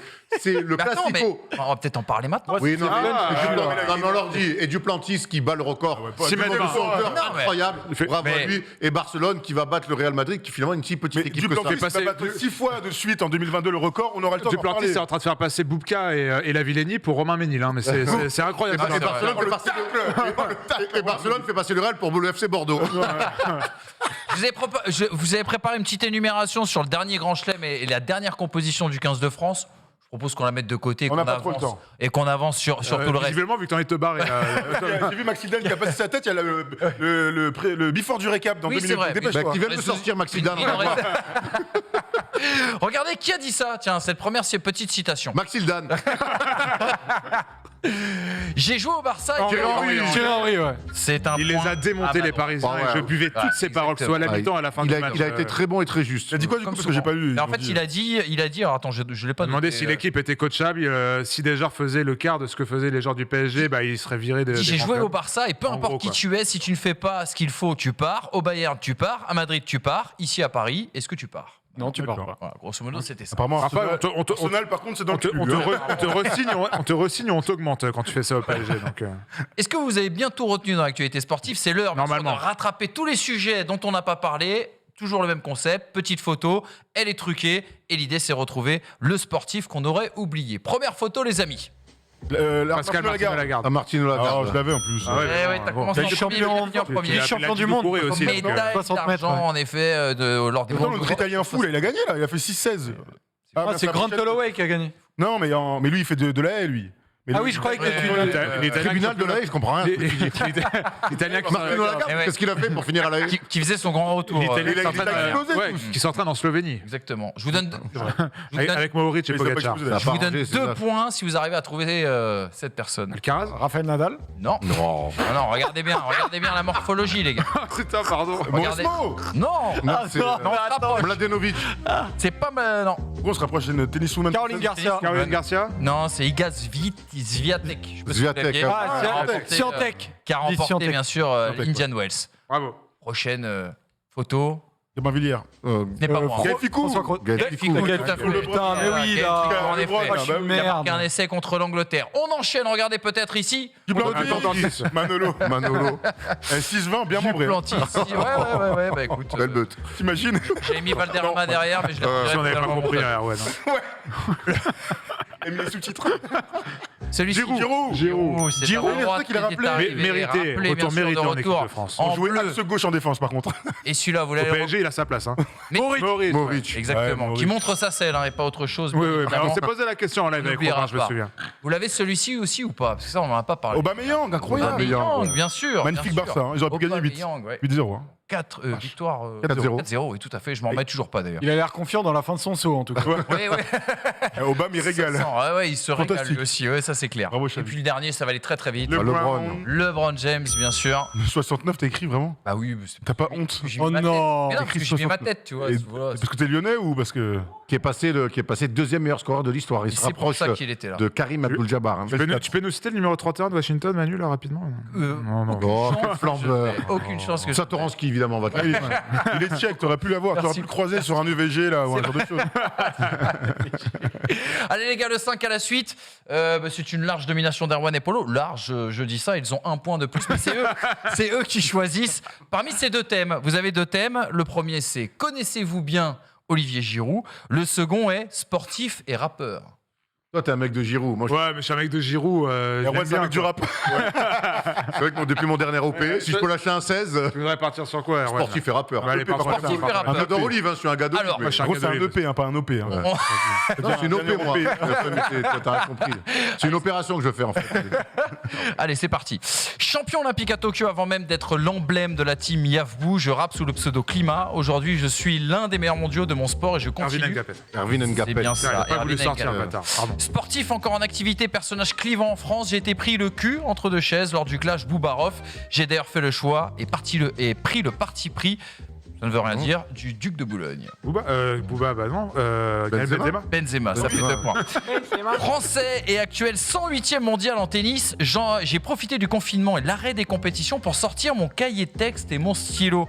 Mes sons, petit frère et psychanalyse cumulent plus de 100 000 vues sur YouTube. Traumatisme. Passionné d'écriture, j'ai débuté à 16 ans Incroyable. pour trouver un exutoire au tennis parce que mentalement je suis un peu une cracotte. Benoît Paire, ouais. Non, c'était Corentin Moutet, que personne ne Très connaît. bien. mais voilà. Cadeau, hein. Je connais Corentin Martins, mais Formé au Girondins de Bordeaux avec Valbuena, je ne signe pas pro et fais un test à Swansea. Joueur amateur au Stade Bordelais, je débute ma carrière de rappeur en parallèle. J'ai sorti un album fin 2021, mais les gens me connaissent pour une série qui a été le grand buzz du premier confinement. Validé, j'imagine, hein, la série. Imagine. Je sais pas. Ah, c'est l'acteur. Là, je Oui. sais son nom. Ouais. J'ai plus son blaze. Qui a joué au- Mastar. Mastar, ouais. Mastar, ouais. Ah oui, bah Et oui. voilà. Mais Mastar, c'est son nom dans le truc. Sams, Oui, Sam. Oui, Sam. c'est ça Bonne affaire, d'ailleurs. Sambali, je sais pas. Ouais, quelque chose chose comme ça, voilà. ouais. On n'a pas le plus mauvais de cette série. Actuel attaquant de l'Olympique Lyonnais. Alors ça, je l'ai découvert en préparant ce truc, j'ai halluciné. J'étais dans ma jeunesse au Paris FC, un des membres éminents de la. Et j'étais, en même temps que j'étais au Paris FC, j'étais un des membres éminents de la MZ qui deviendra, en mon absence, à partir des années 2010, un des groupes majeurs Ah ouais, français. mais la MZ, on a fait l'émission avec eux, c'est avec. Ah ouais, et ben, il manquait un des trois. Eh ben, c'est Joker un et tout. attaquant à l'heure actuelle de l'Olympique Lyonnais. Et il était à la base de la MZ. C'est trop, on a fait Moussa l'émission. avec, Dembélé effectivement. Mais je C'est pense pas qu'à mon avis, Moussa, il devait être il quatre. était déjà parti à ce moment-là. Ouais, ouais. Ah, bah alors, je sais pas. Ah, j'ai pas le blaze. Moussa Eh Dembélé. bien, c'est Karl Toko et Cambi. Quoi Ouais. Incroyable. Incroyable histoire. C'était vraiment une vraie. Incroyable, je te jure, c'est Incroyable, vrai. mec. On va appeler mon frère parce que j'y crois. Bah, vas-y, demande à Antoine, je suis sûr qu'il aura l'info. Champion du monde 2013 en athlétisme, amoureux de rap et ami de Caris, je me mets à la chanson pour régler mes comptes avec la presse après avoir été condamné à 12 mois de suspension. Comme un DJ. Teddy Tango, Teddy Tango. Teddy Tango, bien évidemment. inspiré de ça. hein. Je suis une légende du sport français, pas de la musique, ce qui m'a pas empêché de faire un feat avec Booba, Soprano et Jamie Foxx. C'est Tony Parker. Tony Parker, en effet. Pilote de F1, mais pas français, je n'ai pas rappé, mais fait un duo avec Christina Aguilera en 2018 sous le pseudonyme XNDA sur un son très hip-hop. Bon, j'ai envie de dire Lewis Hamilton. Lewis Hamilton, C'est bien le seul évidemment. hip-hop du paddock, hein. Vous en revenez à deux. En Pas Sébastien Vettel, c'est sûr. 2019, qui était le sportif le plus cité dans le rap français? J'ai 4 propositions à vous faire. Usain Bolt, Yaya Touré, Zinedine Zidane ou Kylian Mbappé. Oh, c'est bon, j'hésite entre Mbappé et Zidane. Mais Zidane pour l'ensemble de son œuvre. Zidane aussi. Et non, c'était Yaya Touré. Ouais, j'ai dit ça, J'ai jamais compris pourquoi, mais voilà. Incroyable. En 2019. Meilleur buteur du championnat de France 2004, j'enregistre un hymne suisse en version rap pour une célèbre marque de chips à l'occasion de la Coupe du Monde 2010. Bruce Cissé, non Mais non Pierre Alexander Info. Fry. Alexander Ah ouais, Fry, Pierre bravo, Info. Je n'ai pas exactement. pensé à Alexander Fry, Et vous finissez- gros. Et vous finissez à deux, Alexander Fry, les c'est amis. info les Français. Exactement. Oui. Vous êtes prêts pour Merde. le quiz spécial Olivier Giroud? Je sais que vous le connaissez bien en plus. Bah ouais, Allez, la c'est famille, hein, parti. clairement. On va très très vite. Où Olivier Giroud a-t-il fait sa formation? Tour. Tour. Non, c'est à Grenoble. Grenoble. Eh oui, les amis. Tu l'as Bah oui, merci, je l'avais. Toi, tu dis Tour. Êtes-vous capable, j'ai dit Tour. êtes-vous capable de me citer un club en France où Giroud a joué, hormis Montpellier et donc Grenoble? Tour. Voilà, ça fait un point. Vrai, Là, ou, on l'a fait, hein. vrai ou faux, Olivier Giroud a un frère qui a fait sa formation à Auxerre, qui compte une quarantaine de sélections en équipe de France jeune, mais qui n'a jamais percé pro. Et si c'est pas vrai, je le déteste. Je ne vois pas avec un frère. On va dire oui. Et oui, c'était vrai, tout à fait. Bizarre d'inventer ça quand À même. quel âge Mais tu vas voir, il y en a peut-être une après qui va arriver, qui sera inventée, et ça te paraîtra bizarre. À quel âge Olivier Giroud a-t-il découvert la Ligue 1? Réponse 1, 23 ans. Réponse 2, 24 ans. Réponse 3, 26 ans. Ah. Moi, il est meilleur buteur. Je rêve. Ouais, enfin 23, Enfin, 24, je suis incapable. vas-y, Je suis incapable de mets-moi dans le savoir. quart. Vas-y, tu dis quoi 24. Allez, 24. Eh ben, vous avez bon, les gars, voilà, vous le connaissez bien, Olivier Giroud. Combien de buts Olivier Giroud doit-il inscrire avec les Bleus pour égaler le record de Thierry Henry? 2, 5 ou 9? Oh là là, il a combien Thierry Henry, 51. Et lui, il doit être à 5. 5. Il doit à 5. Ah, quoique. Eh oui, c'est 5, tout à fait. Giroud est à 46, Henry est à 51. Bravo les gars, on n'est pas loin. Giroud a déclaré un jour, je pense surtout aux combattants de la guerre qui la méritent bien plus que nous. De quoi parlait-il? Du ballon d'or Non. Non, Non, je rigole. la Légion d'honneur. ouais, de la Légion d'honneur. Légion quoi. d'honneur. Et ils font le 5 à la suite. Juste pour terminer, tout le monde joue, comme ça va être marrant. Vrai ou faux, Olivier Giroud a prêté sa voix dans la version française du film d'animation Spider-Man New Generation. Il incarnait le bouffon vert. Faux. Eh ben c'est vrai. Oh putain. Quel titre individuel a été décerné à Olivier Giroud en 2017? Mais meilleur buteur d'Europe, là. Soulier d'or. Plus beau but, plus beau plus but but de première ligue. Le Puskás, le plus beau but. Ouais, Ah, du Puskás carrément. Ouais, tout à fait. ça a retourné, là. C'était le retourné. Peut-être- ah, Vrai ou belle faux, de pigeon, là. Giroud a déjà été... C'est un homme étonné. Il Giroud, capte plus. vrai ou faux, Giroud a déjà été meilleur buteur de National, meilleur buteur de Ligue 2, meilleur buteur de Ligue 1. Oui. Vrai. Oui. Ouais. Vrai. Il n'était que Ligue 2 et Ligue 1. Oh non. Vraiment, c'est vraiment. Putain. Le prof est un pervers, quoi. Le prof Et là, j'avais est un... tiré le 22, 23, 24. D'accord. vraiment Je suis pervers. pas remis de celle-là. Et dans le palmarès des meilleurs buteurs français de Première Ligue, à quelle place Olivier Giroud figure? Ah, il doit être. Il y a Thierry Henry en premier, je dirais. Et qui d'autre aurait pu marquer plus Dans le championnat de France, tu parles. Hein Non, en Angleterre. Première Ligue. Deuxième. Non, en Deuxième. première ligue. En Français, première ligue. Parmi les Thierry- buteurs, Ah. parmi les joueurs français de Première Ligue. Il doit peut-être. Hormis Thierry Henry, il je doit vois. être Ça, il a mis Deuxième. ça, il a mis Personne quelques- d'autre, hein. Bah beaucoup. Deuxième. Louis ça. Ouais, passe. Moi, je dis Avec deuxième. Fulham, maintenant. Pas autant Ouais, que. tu dis deuxième. Autant Moi, qu'Olivier deuxième. Giroud, quand même. je vois dirais le quatrième. Mais en fait, qui pourrait Quatrième. être devant? Parce que Pires, non. Tu vois. Moi, je Mais j'ai dirais même- aussi deuxième. Deuxième, c'était deuxième. Non, troisième, pardon, excusez-moi. Derrière Henry et Nico Anelka. Algani. Eh oui. Ah ouais. Bon, je pensais pas qu'elle en ait aimé autant. Quoi. Les gars, c'est parfait. Il y a Kanto. Il nous aussi, reste ouais. 2 minutes 43 secondes. On va pas faire autant, hein. le qui Surtout, suit. il a pas marqué, il a joué beaucoup longtemps. Je suis, Ah, pardon. pardon, excusez-moi, un film sur le sport. Un film dramatique sorti en 2010 et réalisé par un certain David O. Russell. Au Québec, ce long métrage de 115 minutes a été rebaptisé Le coup de grâce. Fighter. Ah ouais, mais si tu dis tout ça avec lui sur le cinéma, Ah ouais, putain. Moi, je pense- tu connaissais le. Tu connaissais L'histoire le titre vraie.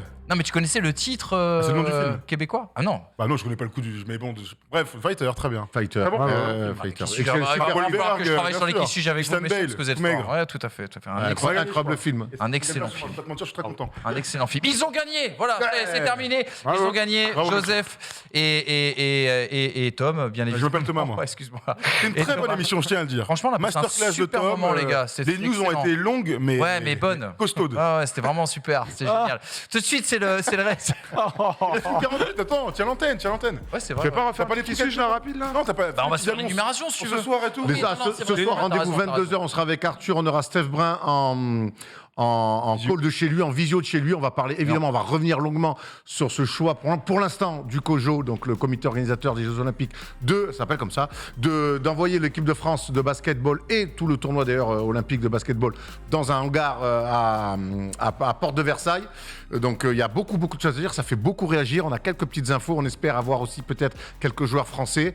Voilà, on parlera aussi de LeBron James qui a dépassé Karl Malone, qui est devenu le deuxième meilleur scoreur de Ouais. NBA. Et LeBron James, en fait, n'est pas considéré comme un vrai scoreur.